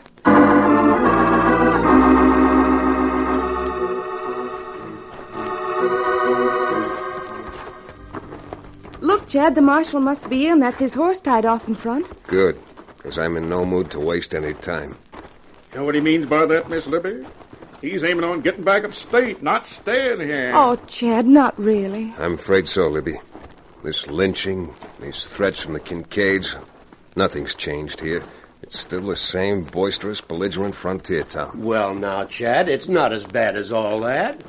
Here, let me open the door for you. And if you don't mind, I'll wait for you here outside. I always feel a little strange when the door closes behind me in a marshal's office. With what's on your conscience, I'm not surprised. After you, Libby. Well, Chad Remington, I was expecting you'd come back to Dos Rios, but I'm downright sorry that it had to be under these circumstances. Oh, howdy, Judge, Miss Libby. Hello, Marshal. Marshal, Chad would like to ask you a few questions about his father's death. My father's murder? You're sure right about that, son. That locoed Injun hit him smack between the shoulder blades, like a target was painted there. I suppose you know the Choctaws gave up bow and arrow fighting years ago, Marshal. Of course they did. John Tallfeather reckoned that knowing it, we wouldn't blame it on him. But when I found that bow hidden under his bunk, I had him dead to rights. You found the bow? Well, I got it right here. There. That's the thing that done in your father. Oh, thanks. Well, it takes a mighty strong man to bend this boat. John Tallfeather not only was old, but he'd been sick for years. Well, he had enough strength left to pull it once. Marshal, how is it since you found this evidence you didn't arrest John and bring him in here? Well, there was 3 or 4 boys with me when I rode out to your father's place, and then the Kincaid brother joined us. And, well, I reckon there's no reasoning with a bunch of angry men, especially when right's on their side. In other words, you just stood aside, let him take your suspect and string him up? Suspect nothing. I tell you, we had him dead to rights. Well, you wouldn't have had him dead to rights in my court without more proof than that. Oh, no use getting excited about it now, Judge. Did you find anything else that day, Marshal? No, I can't say that. By cinders, I did bring something else in that you probably want. Your dad's belt, holster, and gun. I got him right here in the desk. Yes, Marshal, I'd like to have his gun. Well, here you are, son. And I hope you understand. Yes, I'm starting to understand. A lot. I'll see you again soon, Marshal. Come on, Libby. Doggone it, Ted, I almost went in to get you. Guess who just rode into town? Never mind, I'll tell you, Rafe and Breck Kincaid. Were they looking for me? Could be. That's good. Very good. Chad, you don't mean that you're going down Make a target of myself for him, Libby? No. But I am going to strap this on. Oh, now, don't look at me as though your eyes are going to pop out of your head, Libby. I'm fully grown now. I'm reasonably able to take care of myself. Chad, you'll be careful. I'm being doubly careful. I'm taking a bodyguard with me. If Cherokee and I find what I hope we'll find, you can get out your law books, Judge. Because we'll be having a case for you to try in your court mighty soon.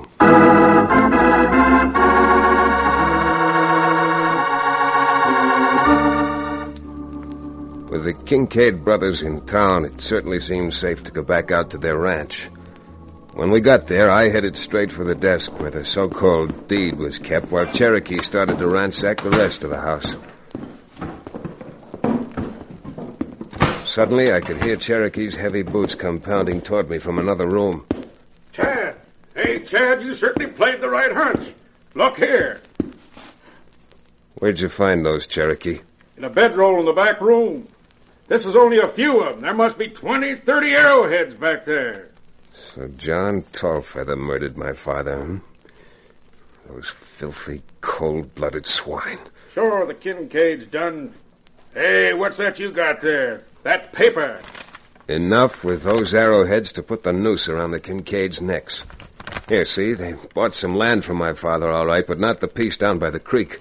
Here's the deed for 10 acres up on the north side next to their grove of jack pines. All they did was to copy his signature off this deed and trace it on the other. Yeah.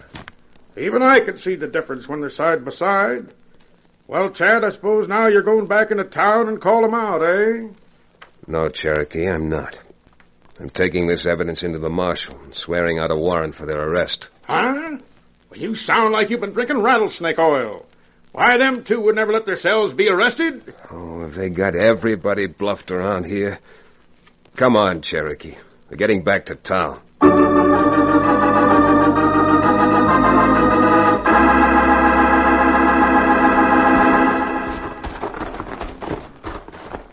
Come on, Cherokee. There are only 2 places we haven't been to, and...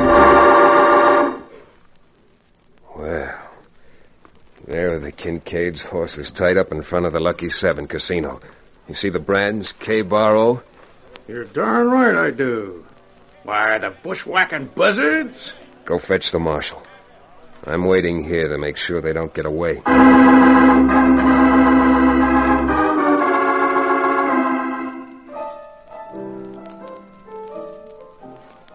You can see them both from here, Marshal, at the faro table. Well, doggone it, Chad. This ain't no time to try to haul them to jail. They've been drinking. And, well, them two is ornery enough cold sober. I'm sorry you don't like your job, Marshal.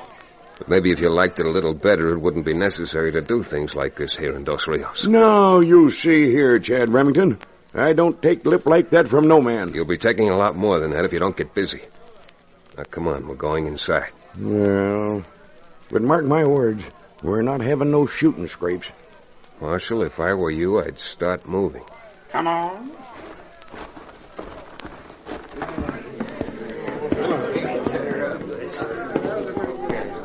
Just keep walking, Marshal. I'm betting another 100. And if the house will take off the limit, I'll... Sorry to interrupt your game, Rafe, but your luck's just run out anyhow. Remember what I told you this morning? I said next time I saw you, I was gonna... Rafe, I'm warning you. Don't try scratching leather. Well, look who's here. The dude brought the law with him. You want something, Marshal? Well, Chad here sent for me. Says he's got some kind of proof. You killed his father. So he thinks I killed his father, does he? Well, if I thought someone shot my father, I wouldn't need any lawman to take care of him.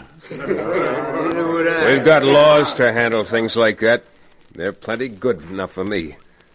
Marshal, I got an idea. Yeah, just bet he has. I just bet he has. Since Chad wants us arrested, why don't you deputize him? Then, being the law he thinks so high of, he can take us down to the calaboose. If he thinks he can. Rafe, now, I didn't come in here looking for trouble, and you being on the prod ain't helping me none. Marshal, are you going to arrest the Kincaids? Sure. But if they ain't going to come peaceful, then, well, I'm going back and get me a couple of deputies. All right, Marshal. I don't intend to tell you how to run your job. Go on. I'm going to stay here and wait for you. Okay, Chad, but don't you go stirring up no trouble while I'm gone. Him? Stir up trouble? Don't make me laugh. That marshal's a card, ain't he? Real brave hombre. Couldn't wait to run out. I didn't run out. Remington, this morning you called me a liar and a crook. Now you come in here calling me a murderer. That's right, Rafe. I called you a liar, a crook, and a murderer. And we haven't even started yet. Mister, I got only one thing to tell you. Go for your gun. Sorry. That's one piece of advice I can't take. You're right, Rafe. This Jasper's yellow. Sure he is. Yellow. Clean through. You're going to find out, Rafe, if I am or not. Yeah? How? You going to hit me with a wet handkerchief or something? You ain't got the salt to clear your holster. The only time I draw a gun is in self-defense. I don't know why you don't fill your hand. Why should I? Well, because I called you a liar. I've called you a crook, and I'm calling you a cold-blooded, sneaking murderer. Why, even I wouldn't let a man call me that to my face. Go on. You got quite a reputation for slinging guns. What's stopping you now? Blast you. Get out of here before I blow you out. To blow me out, you'll have to draw. And I'm waiting. Rafe, I knew you were everything miserable a man could be, but I never thought you were as spineless as a gutless coward. Why, you dirty... And you let him draw first, you still beat into the... Chad, Doc, Breck behind you. Slow down behind me, will you? Breck, drop that gun, Breck. Drop it before I have to break you. All right, Breck. Now we don't need the marshal. The one Kincaid that's left is going to jail anyhow.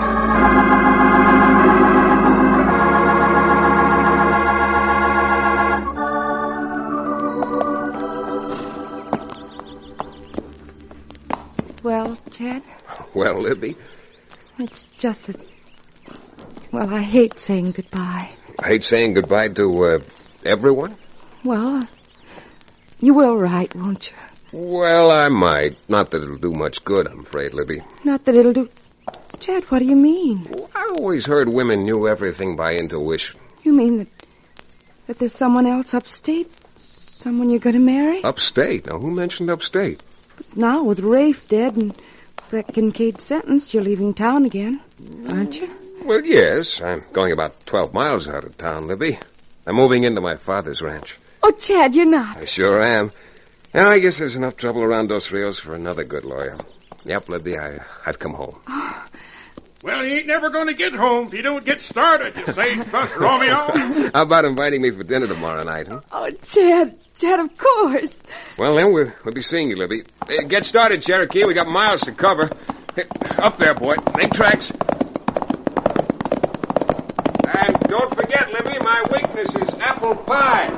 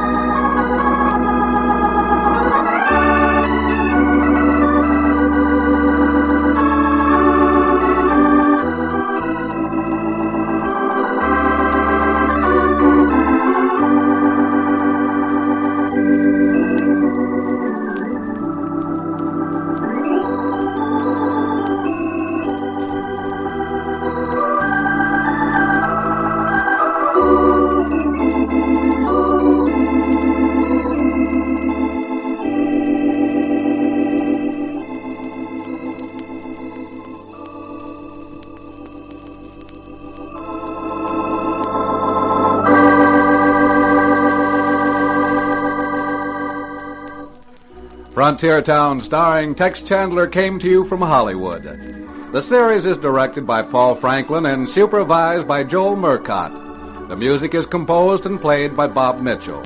Be sure to be with us again, this time 1 week from today, for another fine action-adventure story with your favorite young Western star, Tex Chandler.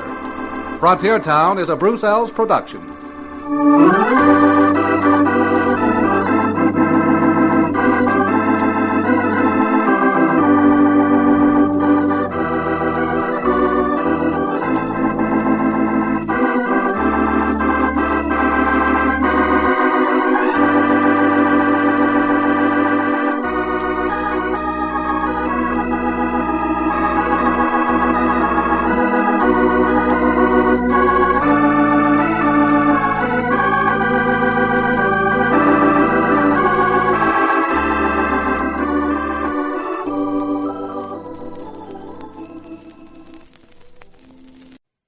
You're listening to 1940s Radio on the Rocket Classic Radio Network.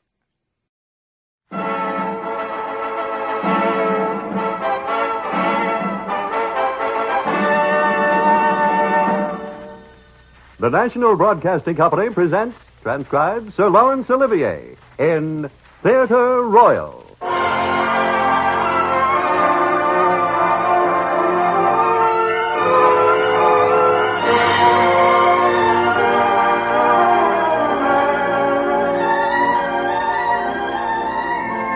This is Laurence Olivier.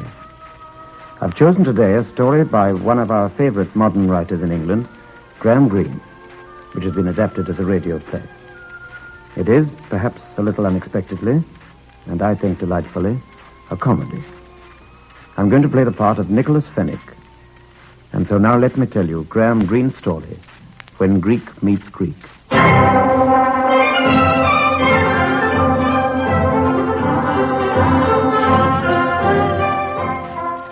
This is a story about Oxford University. Well, about Oxford, anyhow. And the story takes place during the last war. It takes a war to upset the routine at Oxford. Well, at Oxford University. And that's exactly what had happened. In fact, such a thing could never have happened at Oxford except in wartime. After all, the university's been there a long time. Even New College, which was new in 1379. As you probably know, 19 colleges go to make up Oxford University. There's Balliol, Brasenose, Harford and Magdalen, Lincoln and Queens, Jesus and Oriel, and, 19 of them.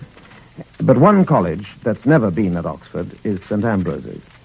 At least, there was never a St. Ambrose College at Oxford until the last war. Ah, that'll be Prisket. Let him in, my dear, will you? All right, Uncle Nick. We trust that the enclosed syllabus How the devil do you spell syllabus? S-Y-L-A.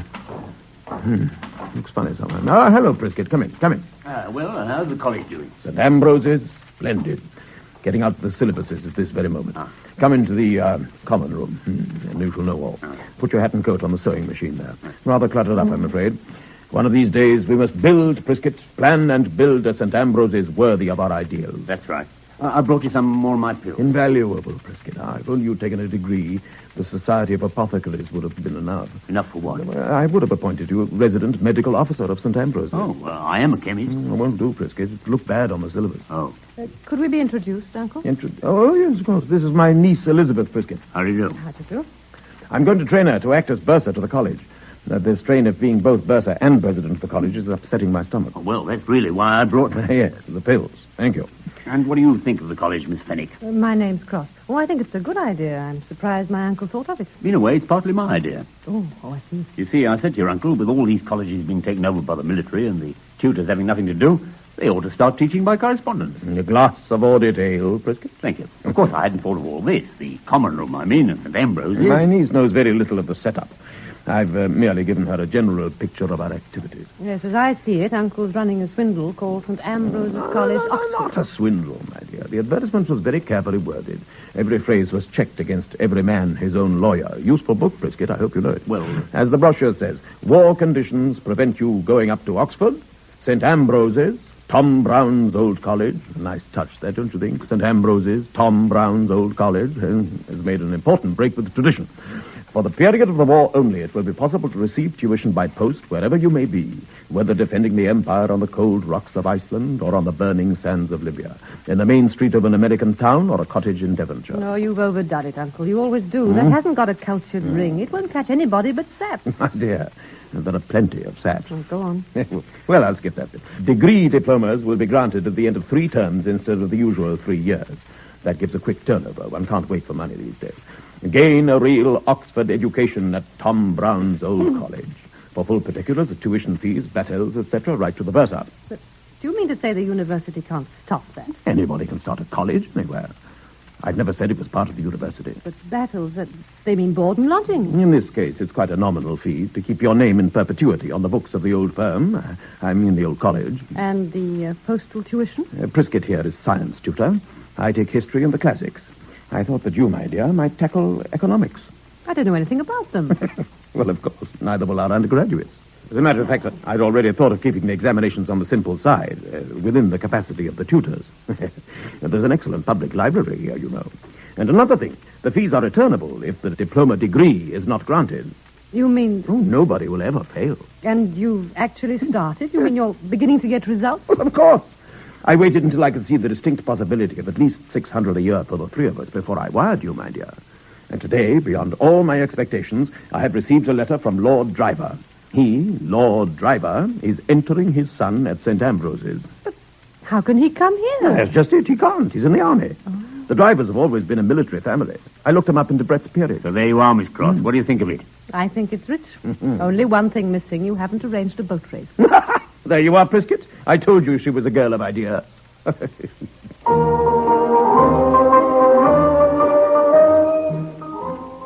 And now the scene shifts to London, where a figure of obvious, almost painfully obvious gentility is busily spreading spent tea leaves round the roots of a spotted aspidistra in a rented sitting room off the Marylebone Road.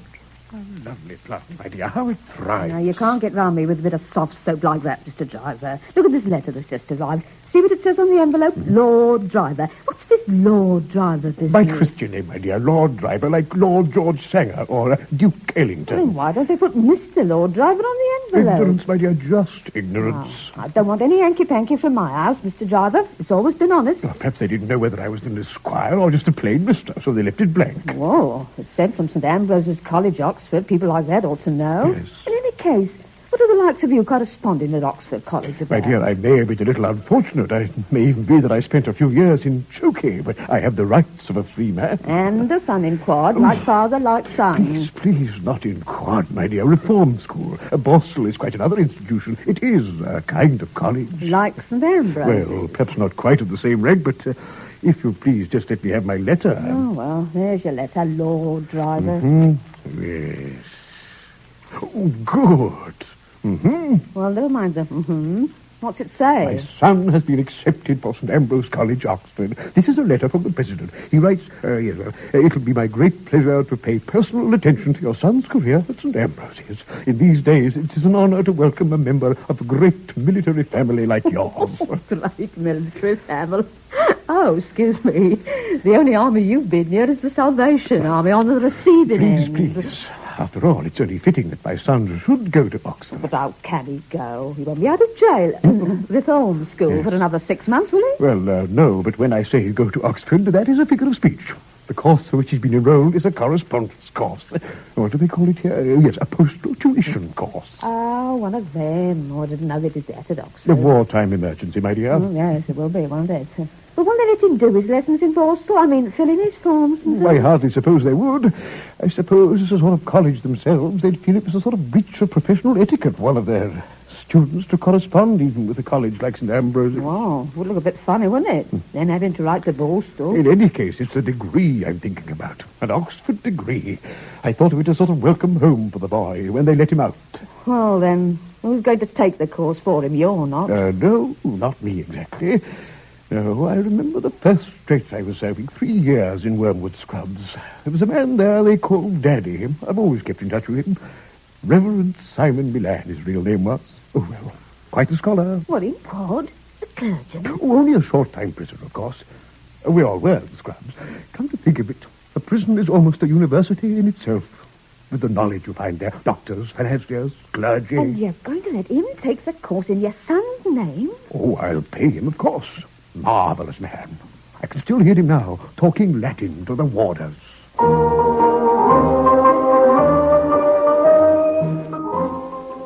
And so, yet another illustrious name was entered in perpetuity on the books of the old firm, St. Ambroses College, Oxford.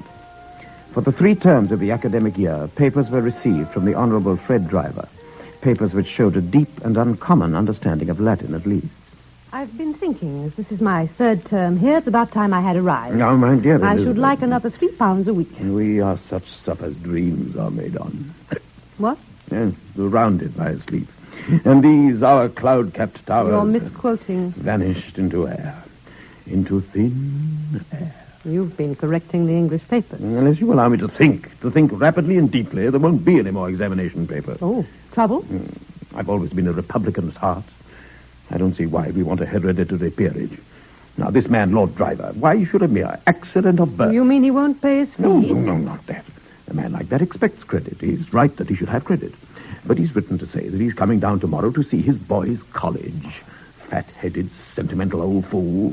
Well, this is it. I knew you'd be in trouble sooner or later. That's the sort of damn fool, comfortless thing a girl would say. Why, it just needs brains, in fact. It's quite simple as soon as you begin to think. Glad you find it so. Well, of course. I'll meet him at the station with a taxi and take him to one of the real colleges, say Balliol. Lead him straight through into the inner quad, and there you'll be, just looking as if you'd come out of the master's lodging. No, it won't work. How do you mean it won't work? Of course it'll work. No, he'd know it was Balliol. Nonsense. If he knew the first thing about Oxford, he wouldn't be sap enough to enroll his son at St. Ambrose's, would he? Well, put it like that, no, I suppose he wouldn't. Very well, then, if I tell him Balliol, St. Ambrose's, how should he know the difference? Of course, these well-known military families are a bit crass. It'll work like a charm. Now, there you'll be in the inner quad. You'll be in an enormous hurry, consecration or something. You'll whip him round the hall, the chapel, the library, hand him back to me outside the master's. Nobody will be there to make any trouble. They'll just think you're a couple of sightseers. Then I'll take him out to lunch, because you're far too busy, and see him back onto his train. It's simple. You know, Elizabeth, sometimes I think you're a terrible girl. Terrible. Is there nothing you wouldn't think of? Well, I wouldn't have thought up St. Ambrose's in the first place, probably. Oh. Anyhow, now we've got it on our hands, we've got to make the old place look good. Well, it couldn't possibly look better than Balliol, could it? No. Come to mention it, my dear, it couldn't.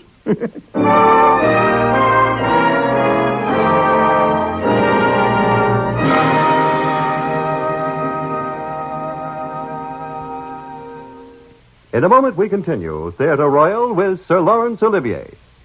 There's more fine dramatic listening in store tonight when husband and wife team Frederick March and Florence Eldridge interpret the leading roles of Arthur Miller's prize-winning Death of a Salesman.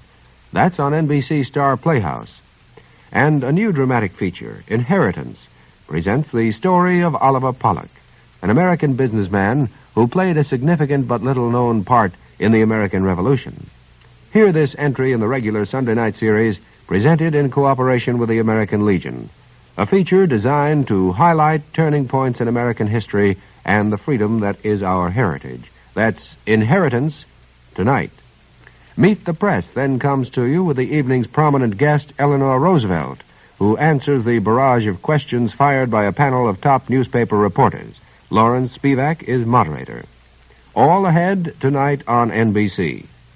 And now is as good a time as any to note the Monday through Friday regular listening treats. Every weekday morning, there's your favorite comedy man, Bob, the housewife's friend, Hope. This week with lovely guest Ann Miller of dancing and acting fame. She and the ski-nosed connoisseur will debate the comparative merits of soft shoe and the Miller dancing style. And the screen lovely will also tell Hope and the listening audience about her film debut and how her youth detoured her on her path to stardom. All this plus the Hope choice for Woman of the Week on the Bob Hope Morning Show. Listen tomorrow. Also among the regulars is the outstanding commentator Pauline Frederick with facts on national and international doings. And your newsman on the go, Alex Dreyer, plus a host of experts who join Jim Fleming in bringing you the heart of the news. Then you won't forget your homey friends, Fibber McGee and Molly, who frolic through another week of misinvolvements and pay their usual chatty visits with all the neighbors in the little town of Wistful Vista. Yes, there's some fine listening in store tonight, and another good week ahead on NBC. And now we continue Theatre Royal with Sir Laurence Olivier.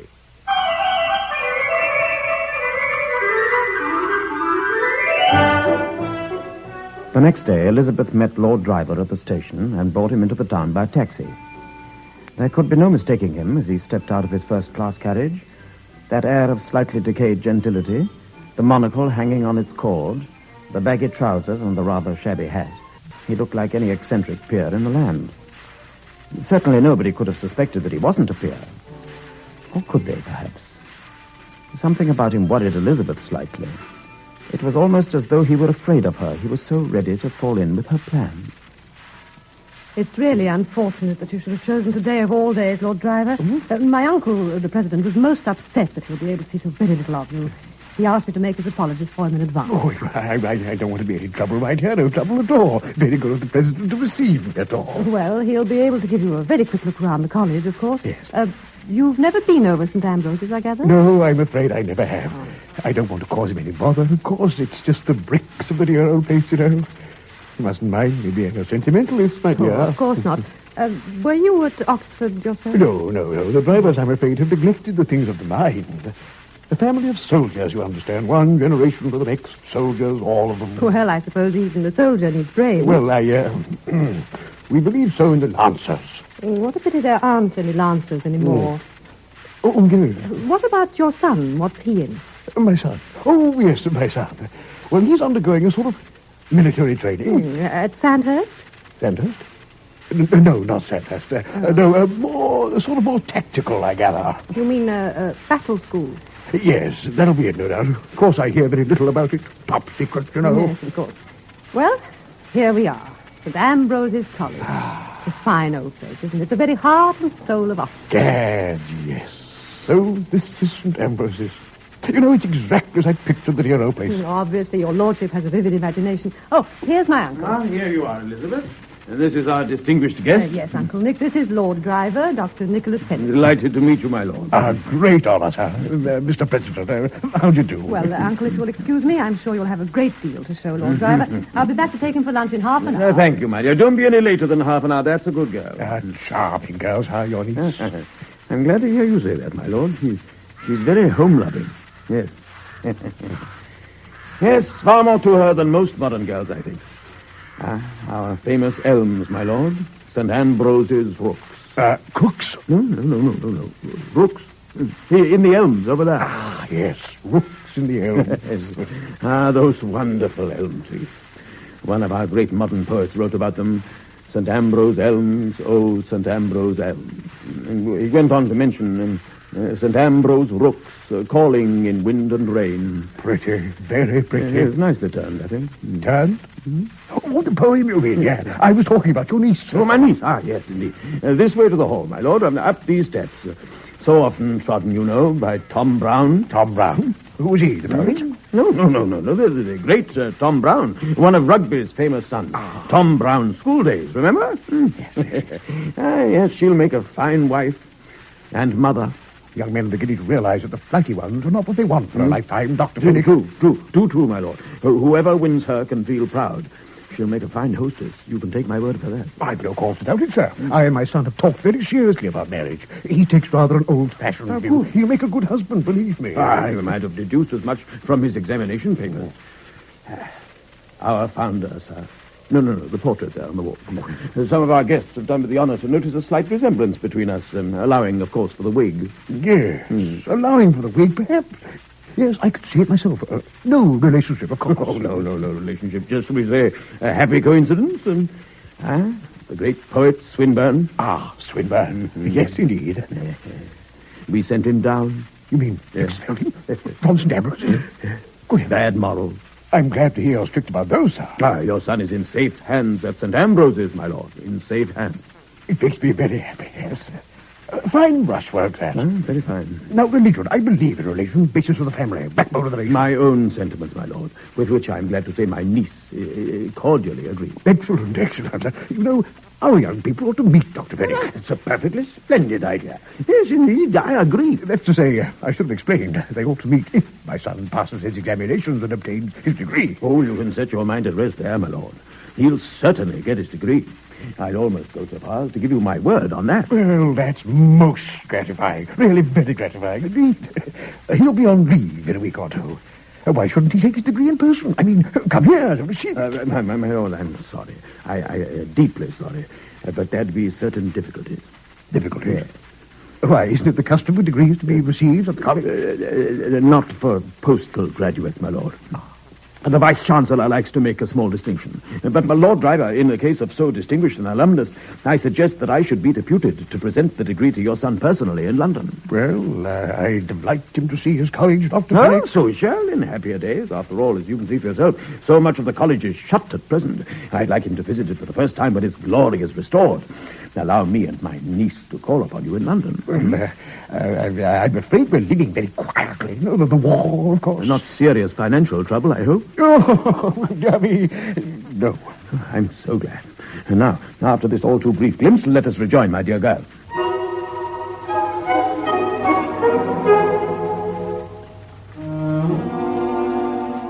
There could be no doubt about it. The Honourable Frederick Driver was St. Ambrose's most notable undergraduate. The college had not been fulfilling expectations of late, and the postman was paying only irregular calls at the master's lodging. Mr. Finnick seemed to be far less anxious about the fact than Elizabeth had expected. Indeed, it almost seemed as though he had begun to regard the college as only a step towards something else. Exactly what, she couldn't make out. Well, it's lucky that somebody still sends in his papers regularly. Yes, that dear boy. I've just marked the Honourable Frederick 100% for classics. Extraordinary. I need quite a good crib to keep up with him. It's not often that Latin and Greek go with military genius. A truly remarkable boy. Well, he's not so hot on economics. Well, we mustn't demand too much book learning from a soldier, my dear. I suppose he really is a soldier. Of course he's a soldier. Lord Driver told me so himself. That's what I mean. Oh, well, we'll soon see anyhow. Yes. Only another week, and I shall have the pleasure of taking you up to town to hand him his diploma personally. You know, one thing struck me as rather funny. What's that, my dear? This idea of Lord Driver meeting us at Paddington Station instead of our going round to his house. What's funny about that? Well, nothing, except that we met him on the station here at Oxford. The two cases are absolutely different. We met him on the station for a very good reason. He's meeting us at Paddington because his house has just been bombed. He told us that in his letter. I suppose it must have been a delayed action bomb. Delayed action bomb? Why? Because there hasn't been a raid on London for the last 6 months. Oh.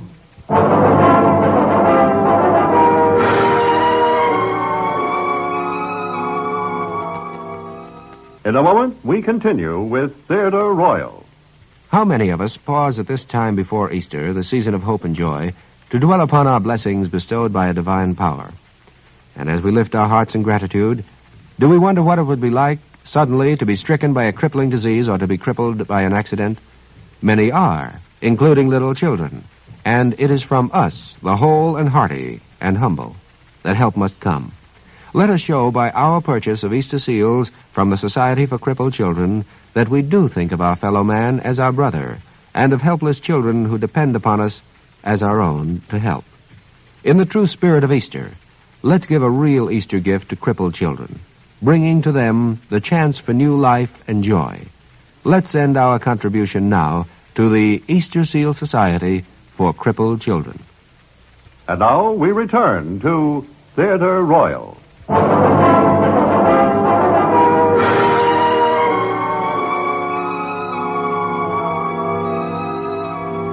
Mr. Fenwick preferred to retain his trust in human nature.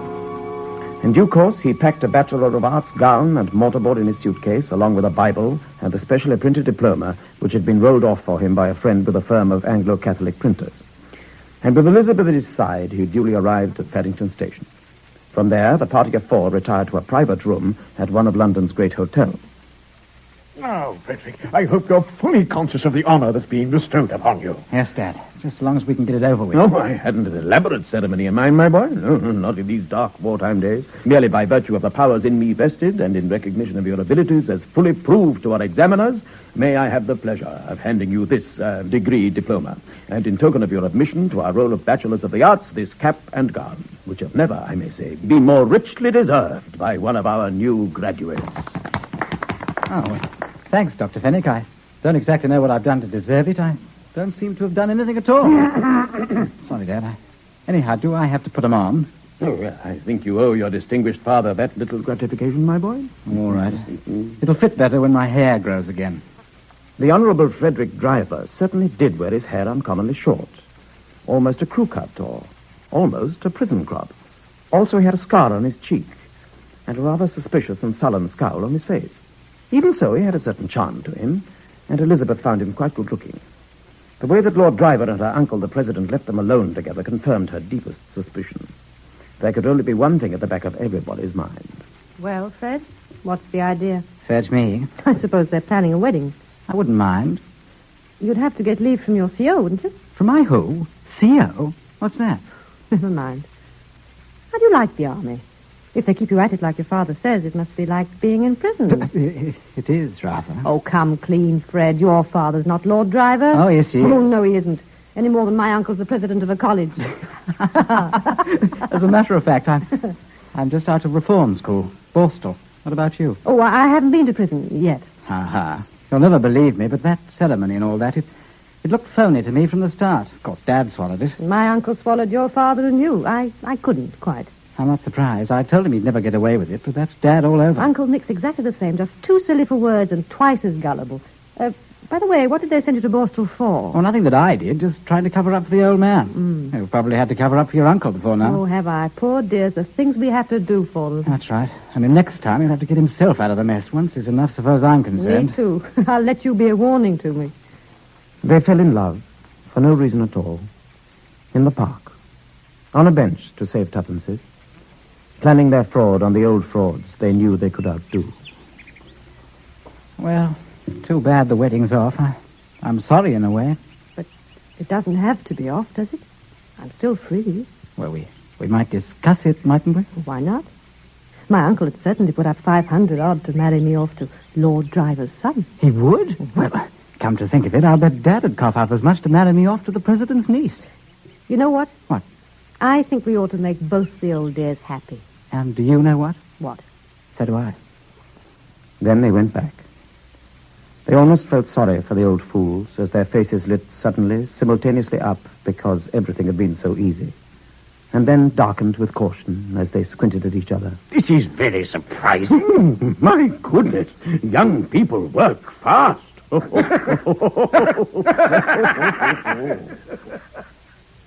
All night the 2 old men planned their settlements, and the 2 young ones sat happily back in a corner watching the elaborate fencing, with the secret knowledge that the world is always open to the young.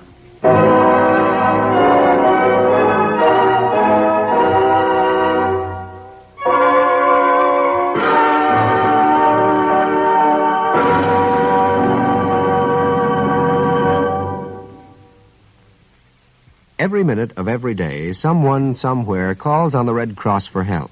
chances are that during the next year, you or your family, a friend or a relative, will receive direct assistance from this great servant of humanity.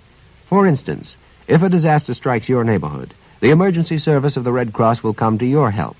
If a wounded soldier or an accident victim needs blood, the Red Cross answers the call.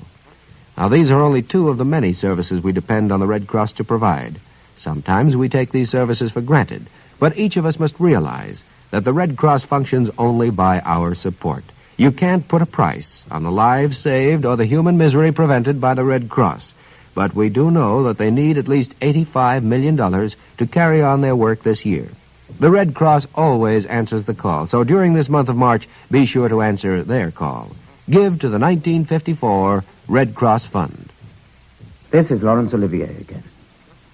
Our cast in today's play, based on Graham Greene's story, When Greek Meets Greek, included Paul Whitson-Jones, who played Lord Driver, together with Cecile Chevrier, David Jacobs, Keith Pyatt, and Susan Richards. This Electra Automatic has 10 different programs, takes a £9 wash, and is double guaranteed. And it's only £77. Only at your electricity board. Put the sun into summer with ITV and this week's TV Times. There are details of the super summer programs coming your way, and features on the big stars and the new shows you'll be seeing. TV Times family scene is full of interest. Cookery, fashion, competitions, Stu Potts treasure trail, Katie's letter page, Roger Elliott's star forecast. I never knew there was so much in it. There's plenty for everyone, so put the sun into summer with this week's TV Times. Inside every Cape plum, there's a nice clean stone asking to be let out. There's a very sweet sound to Cape plums when you have them for afters.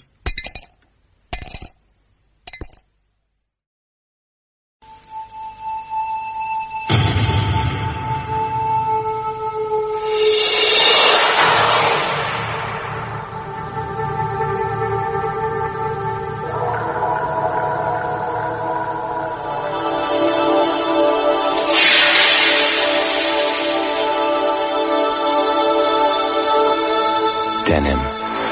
Aftershave. With After Effects. Do you know the one-word recipe for cheesecake? Greens, greens, greens, greens, greens, greens, greens, greens, greens. Greens cheesecake. Greens, greens, greens. Greens cheesecake. Sweet crumbly biscuit, smooth tangy filling. Just add milk and butter, made in 10 minutes and no baking. Greens, the one-word recipe for cheesecake. Greens cheesecake. The Rocket Classic Radio Network. Keeping the radio memories alive, thanks to the sponsorship of John Paul Pet. Pet care with a salon pedigree. Tested on humans, but pH balanced for pets. Visit johnpaulpet.com today.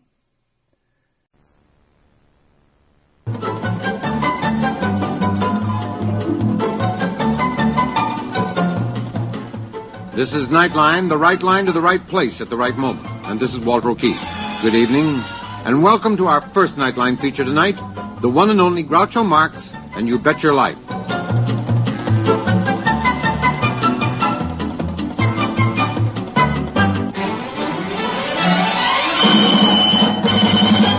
Here he is, NBC's master of the Quizmasters. What's the secret word tonight, George? Ladies and gentlemen, the secret word... That's the secret word, ladies and gentlemen? No, that's how I start out. Oh. Well, leave if you're going to start out. Ladies and gentlemen, the secret word is chair. C-H-A-I-R. Really? You bet your life.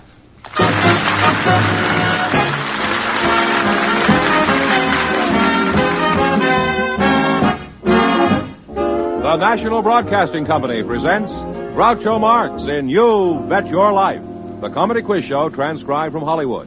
Groucho meets our first contestants in just 1 minute.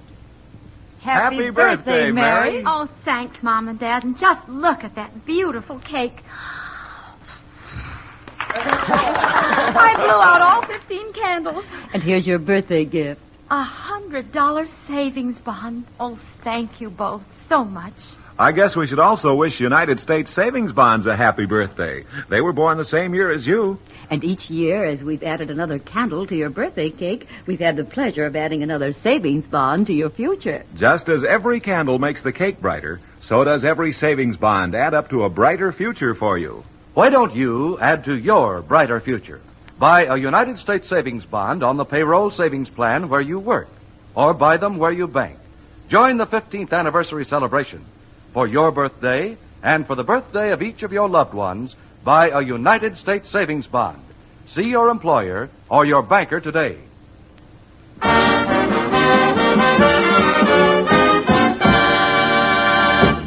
Here he is, the one, the only...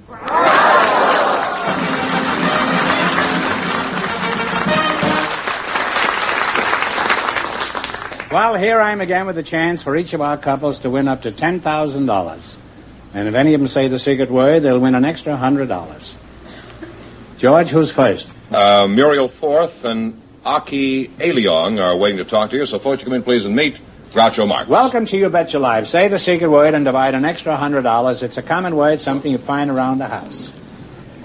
Aki Aliong and Muriel Forth. Muriel, I'll get the preliminaries over in a hurry so we can get down to business. Are you married? Yes, I am.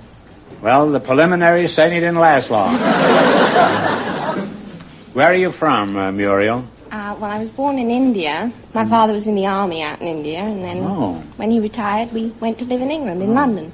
Do you find our climate a relief after all that fog and rain over there? Yes, it's much better. Of course, my husband still comes home a little red-eyed sometimes. He comes home red-eyed? You mean Mr. Ford stopped off for a fifth? No, I mean for the... Well, why is he red-eyed? What has he got to cry about? He's got a beautiful young bride? Thank you. The smog, it bothers him. Pretty blue eyes? Thank you. Flashing teeth? Lovely lips? That's as far as the train goes, kid. I'll get back to you shortly, Muriel. And if you weren't married, I'd get back even quicker than that. Your name is Aki Aliong? Aki Aliong. Aliong. What kind of a name is Aliong? Well, Aliong is an old Chinese name. Oh. And Aki is a Japanese name. Well, then you must be Korean, huh? Are you from China or Japan? No, sir, I'm from Trinidad. Well, east is east and west is west, and it sounds like to me like the twain certainly picked a strange place to meet. I know Trinidad is famous for calypso music, Aki, but I'm sure there must be more to it than that. What else is Trinidad noted for? Well, sir, we've got lots of oil, asphalt, and Angostura bitters. Oh, asphalt and Angostura bitters. That makes a pretty strong drink. I never tried asphalt and bitters. That's what I'm going to order next time when I have one for the road.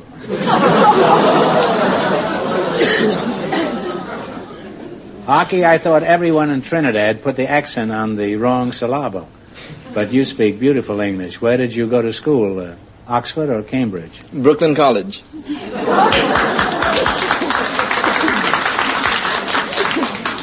And that's the way they're talking in Brooklyn now?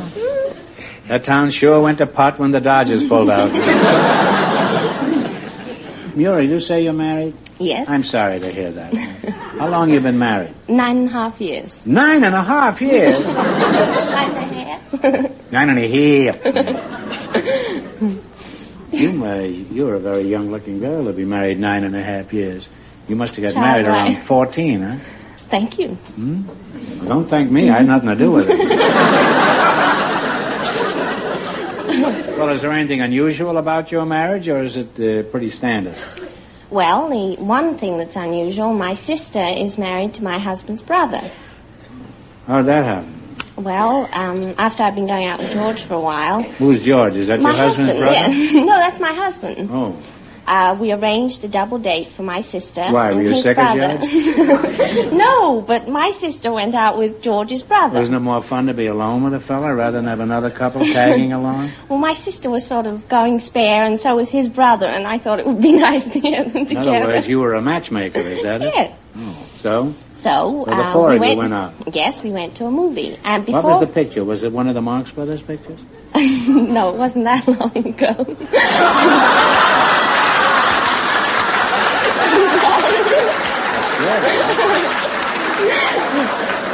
It was, so long ago. Well, then what happened? So before we went in, I told Frank to be very careful because my sister was very shy and a very nice girl and not to try and hold her hand in the movie or... Why were you giving him these instructions, Well, because my sister was a very nice girl. Well, weren't you holding hands with George? Oh, no, I'd been going out with him 2 months. We went to see the movies then. Oh, you didn't look at each other anymore. No. Well. So anyway, I told Frank to be very careful and not to hold hands with Kath. And after we'd been in the movies a little while, George turned around to him and said, I thought you said your sister was shy. So I said, well, she is. She said, well, look at them. And I looked up and I was horrified. They were snogging in the seat.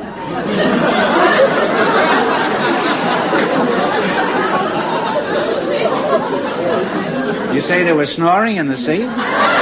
That must have been one of our movies, all right. Snogging. Oh, I thought you said snoring. No, I said snog. Snogging. Well, I guess if you want to snog, there's no place like a movie theater. Now, just what is snogging? Well, when you do it, you call it necking. No, when I do it, I call it reminiscing.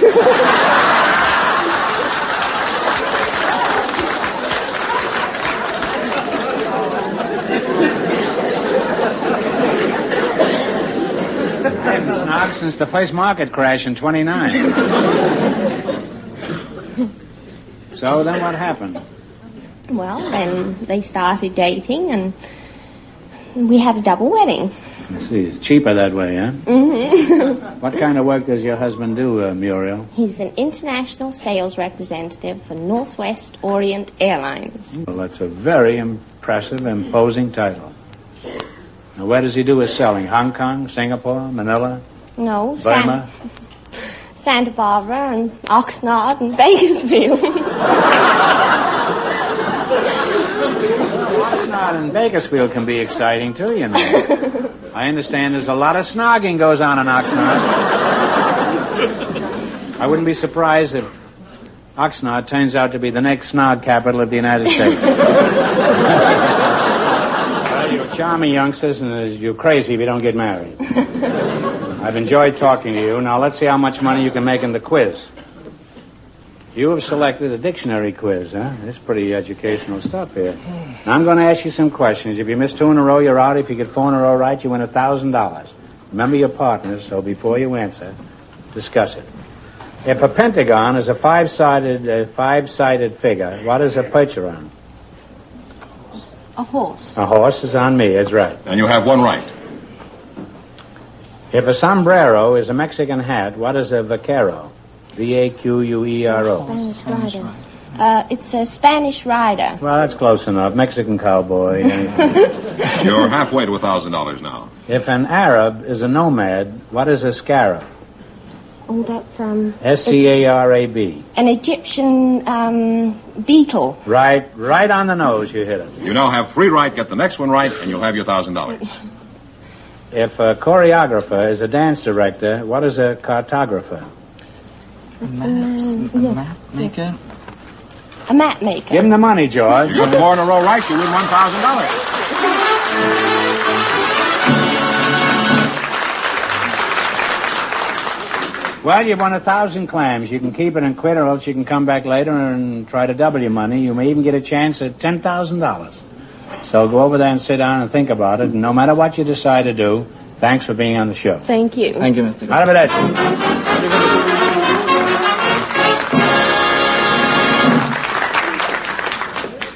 In just a moment, our second couple will join Groucho to play You Bet Your Life. Whenever you want things to be just right, be it here or there or day or night.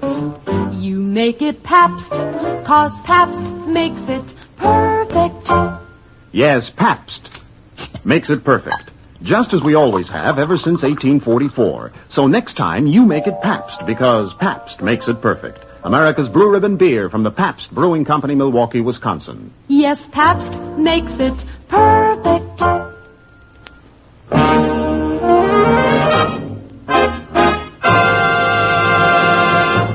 Groucho, we have some special guests for you now.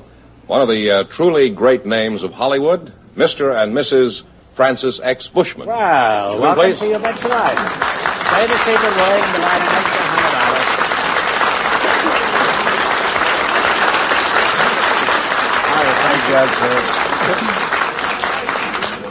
Say the secret word and you'll divide an extra $100. It's a common word, something you find around the house.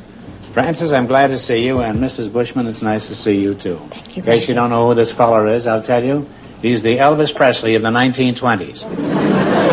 He was a combination of Rudolph Valentino and Clark Gable. He was, without a doubt, the biggest matinee idol in the history of Hollywood. Francis, I hardly know where to start with you. I guess the beginning is as good a place as any. Where were you from originally? Baltimore, Maryland. Somebody out there from North Dakota. How long ago was it when you were born in Baltimore? I was born in 1883, so I'll be 75 in January.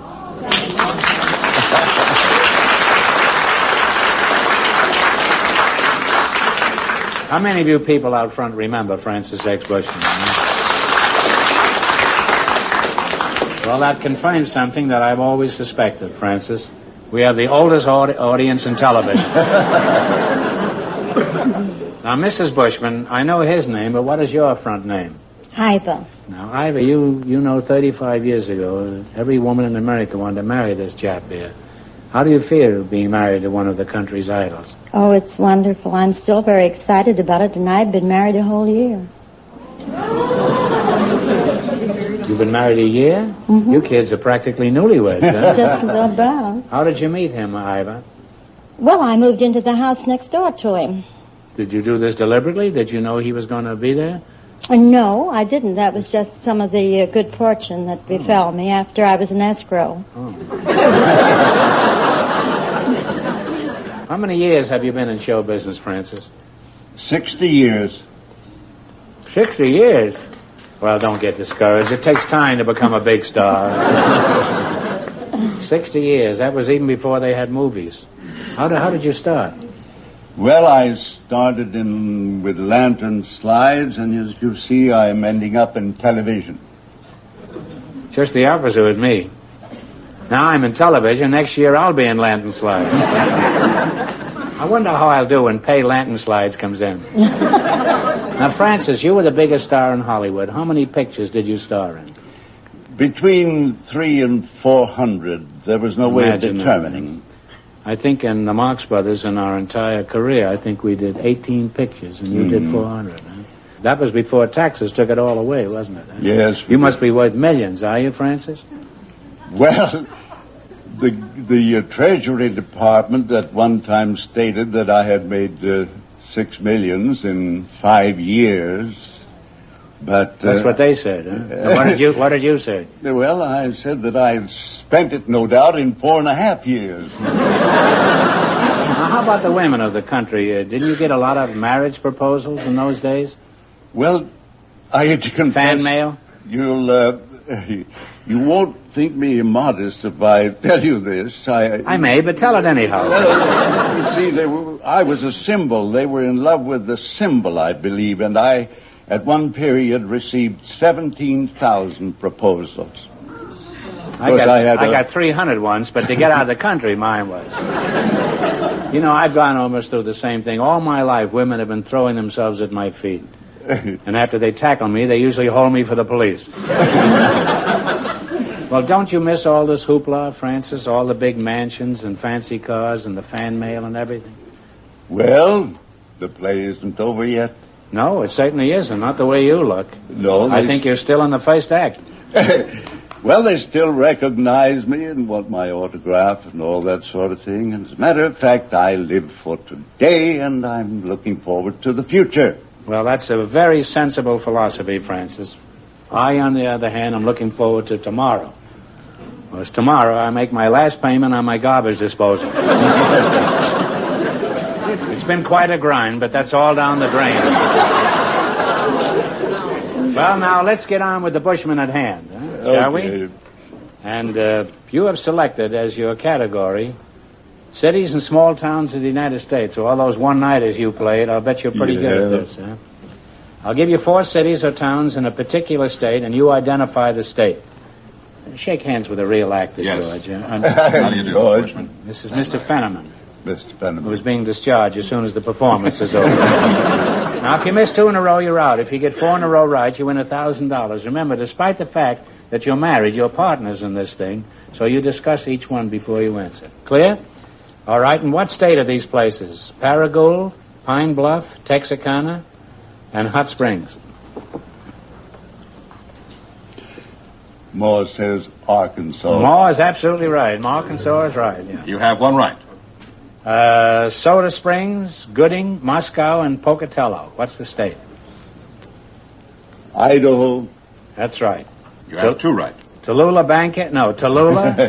Baton Rouge, St. Bernard, and Crowley. What's the state?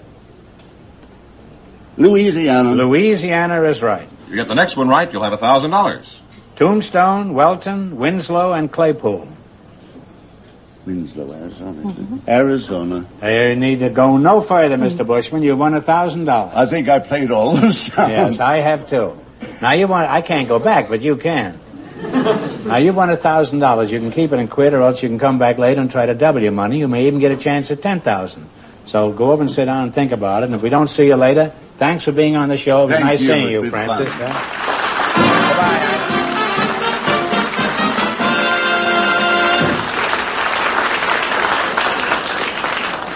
We'll find out if any of our contestants will try for $10,000 in just a moment. Music and fun. So your housewives won't be glum. In your kitchen. Going shopping in your car. Just turn the dial. And there we are. Dorothy? Skitch and me. We're the NBC Bandstand Free. Dorothy Olson. I sing pop songs and songs with a folk tune ring. Skitch. Henderson is my name, and I lead the band of stars. That's my game. And me. I'm Bert Parks, and I'm MC. So tune us in wherever you are, in your home or in your car. We'll make your morning chores a breeze. Just tune us in. We aim to please. Enjoy 90 minutes of music and fun live on NBC Bandstand, weekday mornings over most of these stations. With music and fun. So your housewives won't be glum. In your kitchen. Going shopping in your car. Just turn the dial. And there we are. Dorothy? Skitch. And me.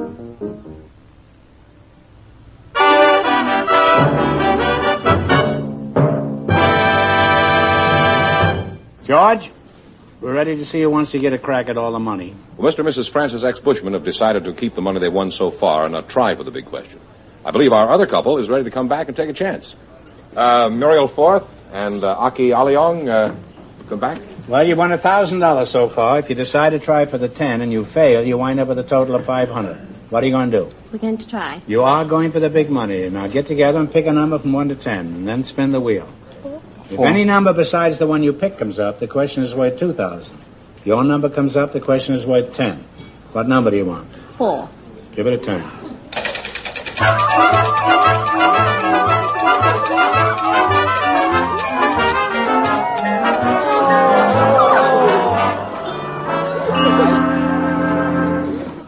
Number was 4 and it came on 7, so this question is worth $2,000.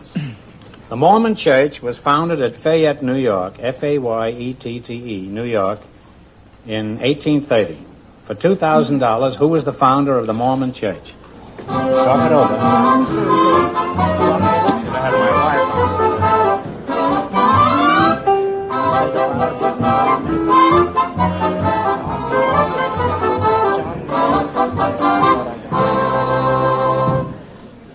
Well, I don't think we know, but we can take a guess at it. I think Smith.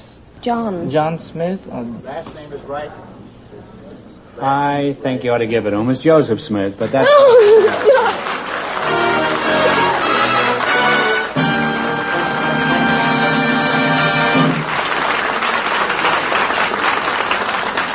Well, you won $2,000. What are you going to do with the money?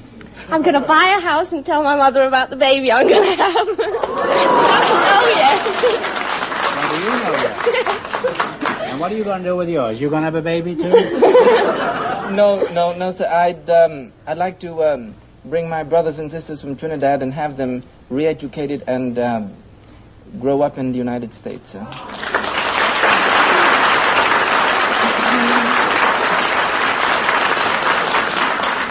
Well, Aki, if they're anything like you, they'll be welcome additions to our country. Thank you, sir. Congratulations, and thanks for being with us. You bet your life. Thank you so much.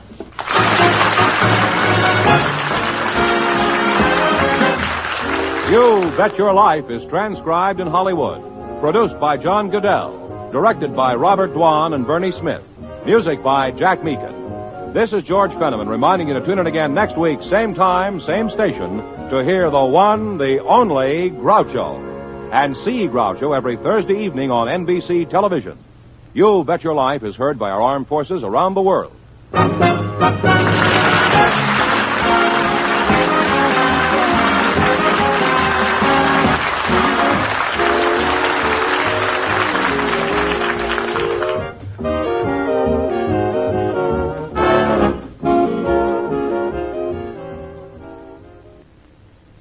Violinist Michael Rabin appears on the Telephone Hour tonight on NBC.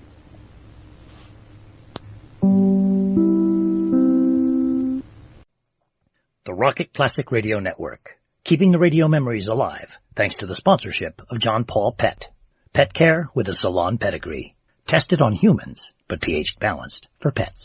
Visit johnpaulpet.com today. Will you have a polo, dear Liza, dear Liza? Will you have a polo, dear Liza, polo? How very kind of you, dear Henry. I most certainly will. I'll have 3 or 4 or maybe more. But you take the old tube. Because they happen to be my tube of polo, dear Henry. Have one. Another collar with city dirt? That dirt edge needs mild green fairy's cleaning edge. Concentrates where powders can't. Right on the dirt. Even on city dirt. Oh, fairy has the cleaning edge. Oh, no, sir, nothing tastes nicer than Cadbury's Dairy Milk. Lovely, isn't it? And as anyone can see, every bar is chunky. Magic. Yeah, that's because there's a glass and a half of full cream milk in every half pound. That's why, sir, nothing tastes nicer than Cadbury's Dairy Milk. Than Cadbury's Dairy Milk! You know how much dogs love fresh meat? Well, here's something pretty amazing. New Hap. Moist, meaty, really juicy chunks that look and taste as good as fresh meat. Dogs love it just as much. See, one collie's eating fresh meat, the other Hap. Now watch. You can even change the bowls over, and the dogs love it just the same. Give your dog New Hap. It looks and tastes as good as fresh meat. Another collar with city dirt? That dirt edge needs mild green fairy's cleaning edge. Concentrates where powders can't. Right on the dirt. Even on city dirt. Oh, fairy has the cleaning edge. You're listening to 1940s radio on the Rocket Classic Radio Network.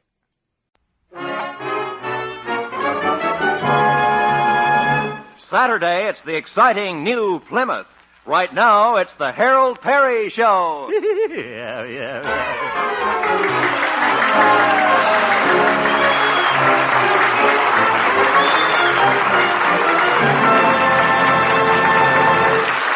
Yes, friends, Saturday's the big day, the day the thrilling new Plymouth comes to town. New beauty, you bet, from any angle. Outside, sweeping long lines. Inside, new styling, smart tailoring, and color harmony. And talk about performance, man, there's never been anything like it. But literally, because Saturday, Plymouth introduces Safety Flow Ride. Not just a minor improvement you might expect on any new model, but a spectacular engineering development.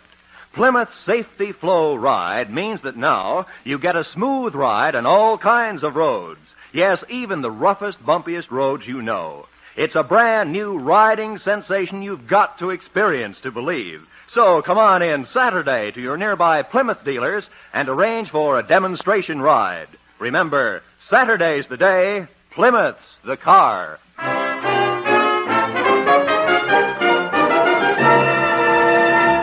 And now, Harold Perry as Honest Harold the Homemaker.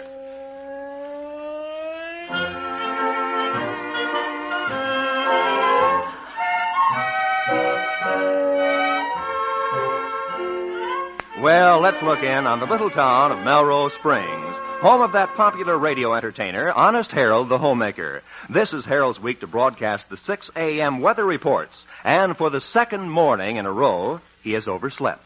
It is now 9 a.m., and we find our worried weather reporter plodding along on his way to the radio station. What a horrible day. Looks like it was up all night. Wonder what my dear boss, Stanley Peabody, will say. Yesterday, he threatened to fire me if I missed broadcasting the weather again. Who listens to weather reports at 6 o'clock in the morning? Just the chickens. They don't need the radio to tell them it's cold. I'd know enough to go in the coop if I had snow on my tail feathers.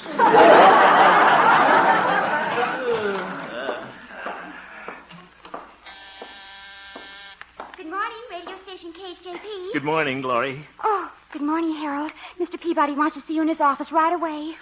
Maybe he's going to fire me. Gloria, how is Stanley this morning? Is he in a good mood? Well, when I saw him, he looked sour. Sour? Yes, he was drinking his yogurt. Oh, my goodness. Well, that was a little joke. It certainly was. See you later, Gloria, I hope. I'm not afraid of Stanley. Just let him try to fire me. I'll show that prissy pants.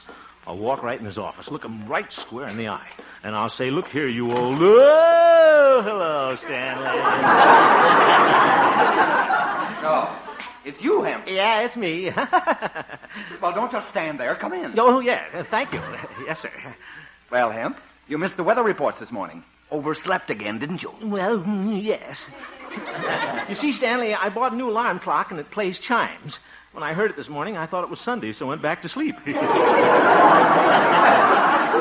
Hemp, can't you think of a better excuse than that? Well, how do you like this one? The reason I was late... Never mind. Hemp, I've come to a decision about you. Oh, here it comes. I've been thinking it over for a long time. Wonder what time the employment office opens. Hemp, I'm leaving town in about an hour.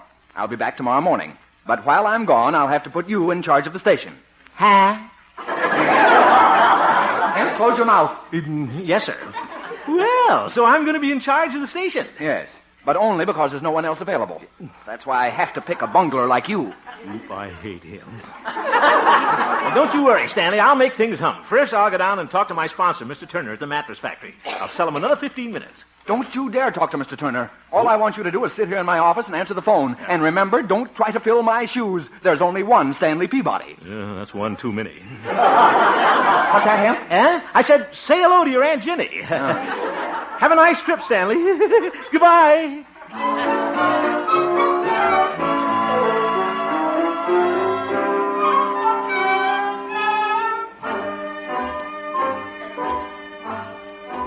Gee, I just can't believe it. I'm in charge of the whole radio station. All 250 watts. I'll look like a real executive when I walk in.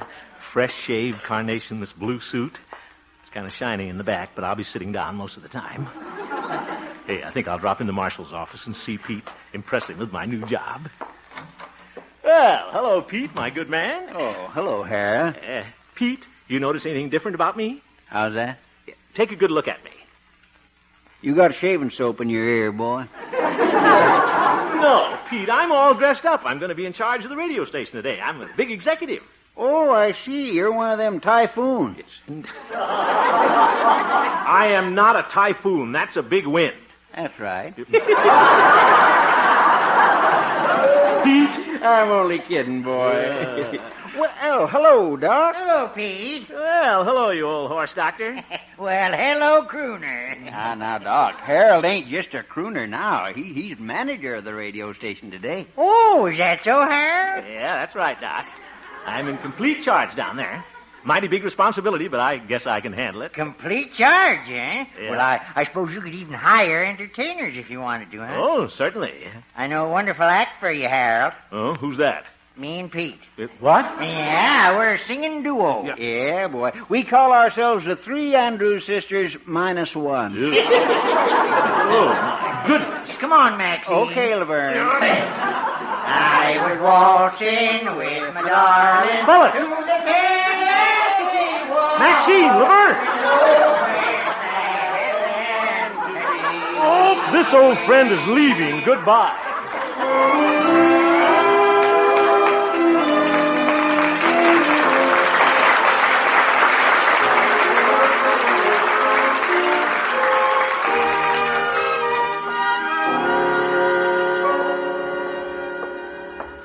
This is certainly going to be a busy day. Well, here's Stanley's office. What am I knocking for? It's my office now. Well, might as well get behind the desk. Try Stanley's chair for size. The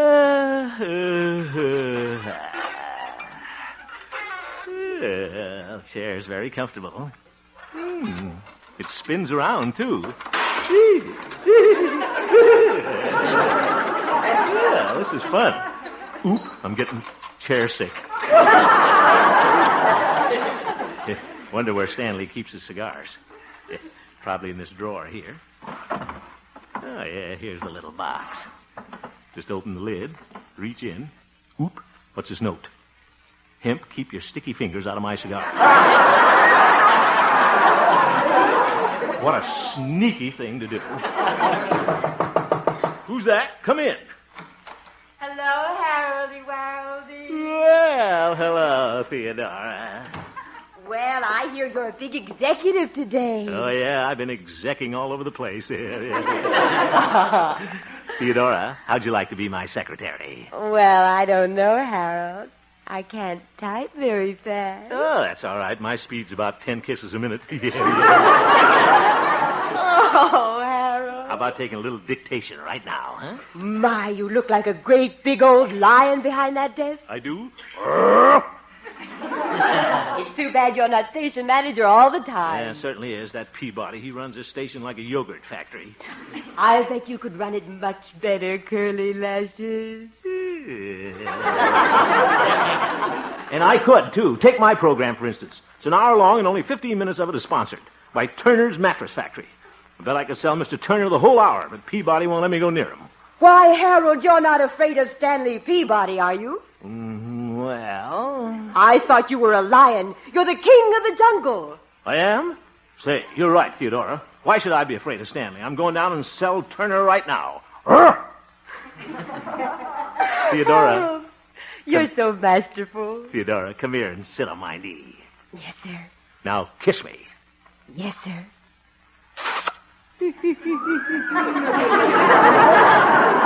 How did my big executive like that? You know, Theodora, I was made for this job. Yeah.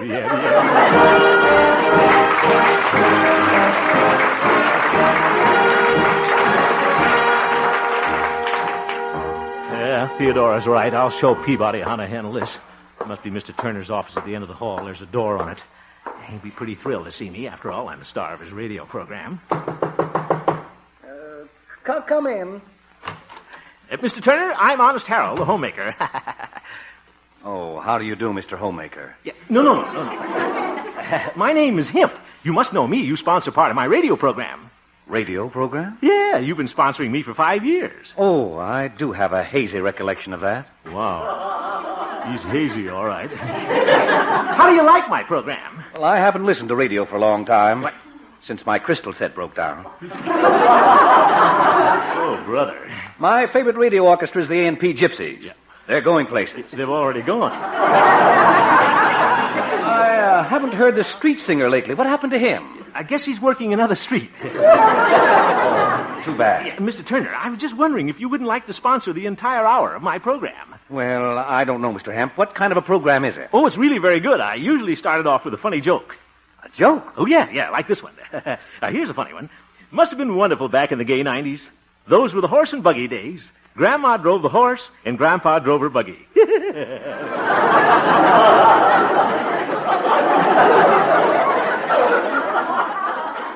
What else do you do?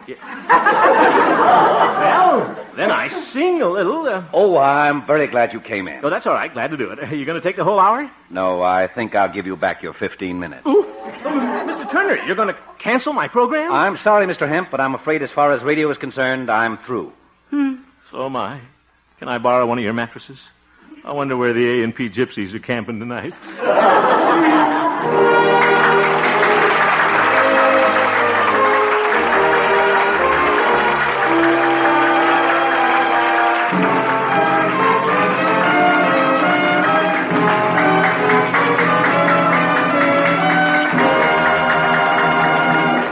We'll return to the second act of our story, Honest Harold, in just a moment. Hey, what's all the excitement? The beautiful new Plymouth. It's coming to town Saturday, and it's got everybody talking. Matter of fact, it's even got some people singing. You're out in your Plymouth and rolling along. With safety flow ride, you go rolling along. Rolling along, rolling along, your new Plymouth. You can't always drive on the beaten track, a fact that may make you grumpy. For the horrible truth is that once in a while, you go to a road that's bumpy. Just see the bumps, they look like this, but riding inside, nothing's amiss. For your Plymouth goes rolling along. With safety flow ride, you go rolling along, rolling along, rolling along. Yes, riding inside the new Plymouth, those bumps and dips might just as well not exist. For thanks to Safety Flow Ride, your new Plymouth does go rolling along smoothly on all kinds of roads. And this spectacular engineering development is only one of many new features Plymouth is introducing. So mark your calendar, tie a string around your finger, tell someone to remind you anything. Just make sure you get into your Plymouth dealer Saturday to see the most exciting Plymouth ever built. Your Plymouth goes rolling along.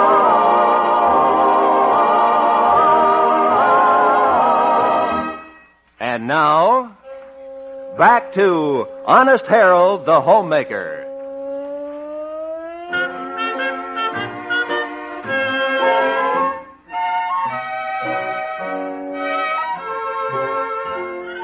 Well, Honest Harold's career as manager of the radio station isn't turning out so well. In one morning, he has managed to lose the sponsor of his program, and he has practically lost his job. It's afternoon now, and we find our unhappy executive at home talking to his mother. I'm through at the radio station, Mother.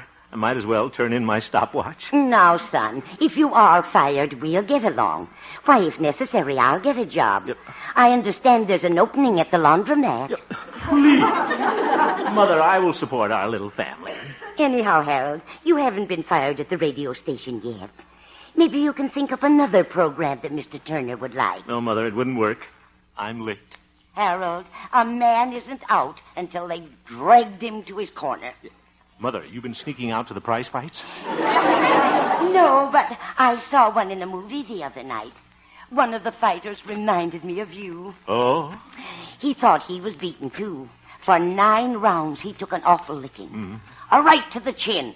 A leg to the nose. Watch it, Mother. And then a smash to the stomach. Zoink. Wish the bell would ring. But in the 10th round, he came back. Oh? He lifted an uppercut from the floor and knocked his opponent out for a count of 15. Yep. Mother, that's 10. Oh, yes. Now remember, Harold, it's never too late to come back. Maybe you're right, Mother. I will get another program for Turner. That's the spirit, son. And I'll be in your corner. Okay, Mother. I'll go out and win this fight. You bring the smelling salts.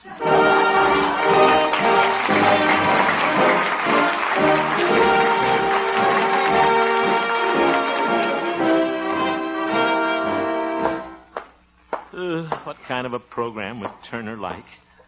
Better get an idea pretty soon. I'm wearing out the floor in this office. Let's see. Maybe a musical show would be good to advertise his mattress factory. We could call it Holiday for Springs. No, I guess not. Let me see. Who's that? Come in. Howdy, boy. Pete. Hello, Ham. Oh, my goodness. Double trouble. What are you two fellas doing down here? Came down to save your job, boy. What? Your mother told us she was looking for a new radio program. We got just the thing for you. Oh, no. Yeah, it's a mystery program. A mystery program? Yep. And it's real scary. Oh. Boom!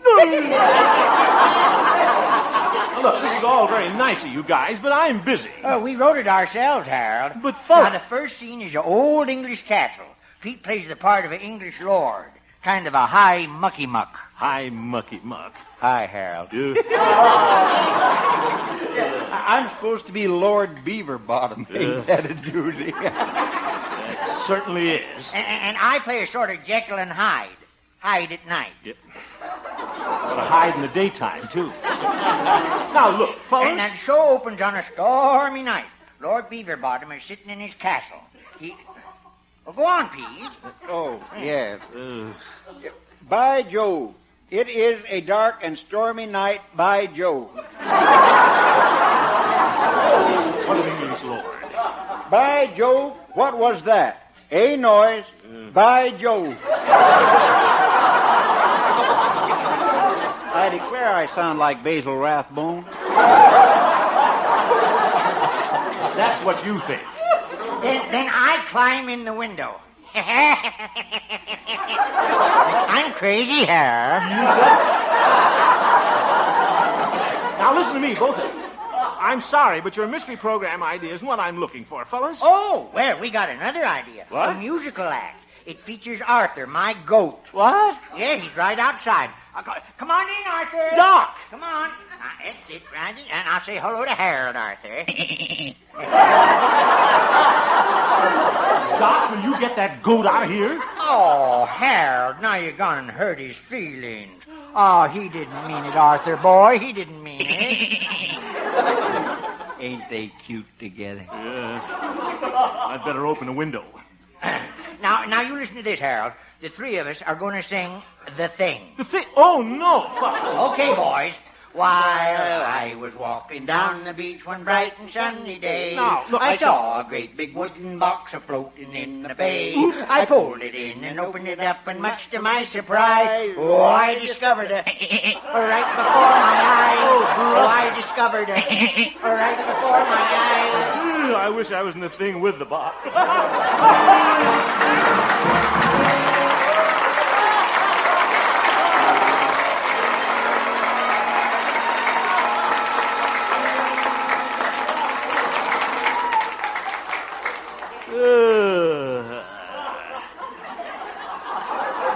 Certainly is getting late.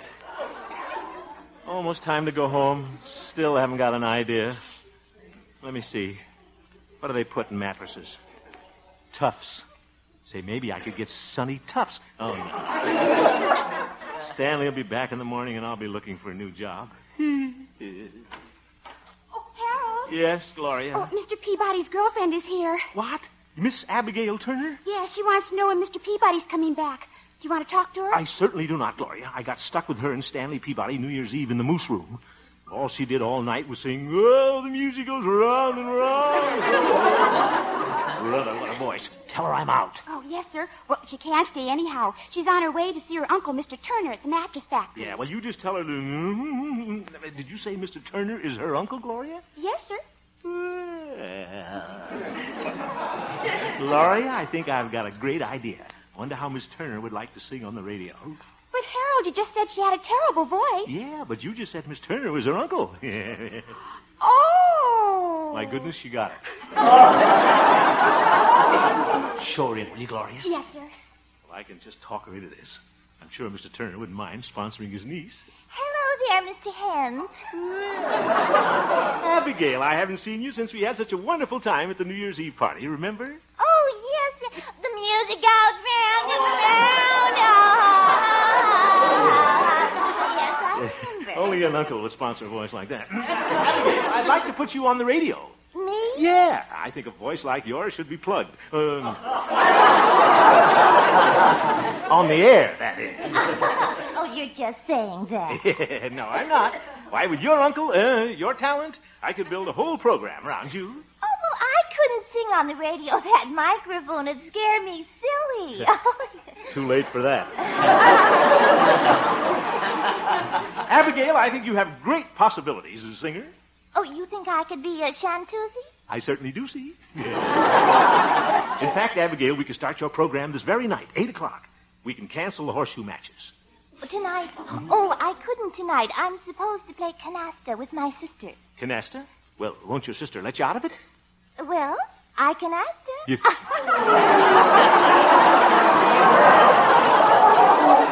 Oh, good. You asked her, will you? Yeah, we'll make it tonight for sure. And just for the fun of it, why don't you ask your uncle, Mr. Turner, to listen in, huh? Tell him to fix his crystal sack. All right. You better come down about 7 with your music, It's huh? all right. Oh, I'm going to be another Hildegard.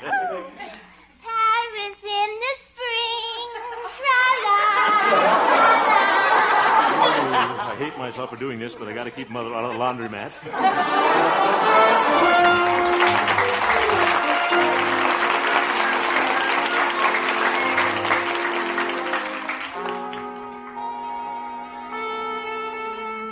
Yasha, will you please quiet down the orchestra? We're almost ready to go on the air.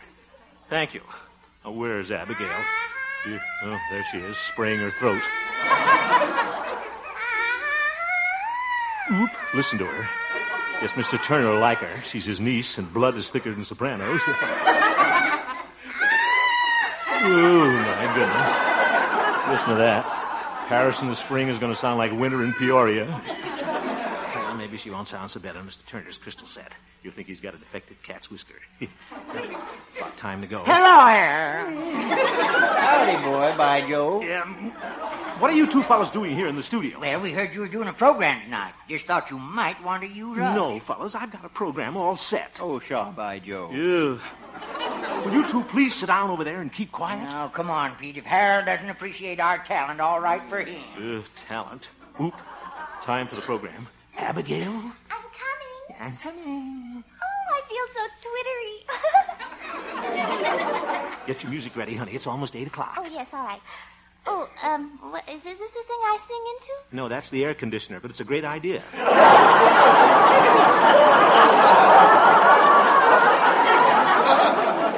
The microphone is over there. Oh, here. Yeah. Oh, there's a red light. Abigail, get ready. We're going on the air. Okay, hit it, Yasha. Ladies and gentlemen, in place of the horseshoe tournament usually broadcast at this time as a public service, radio station KHJP proudly presents a new program. No sponsor yet. Songs by Mr. Turner's niece. Abigail Turner. Her first number will be Paris in the Spring. Okay, Abigail. Oh. Paris in the spring. Oh, I'm so nervous. Start it over.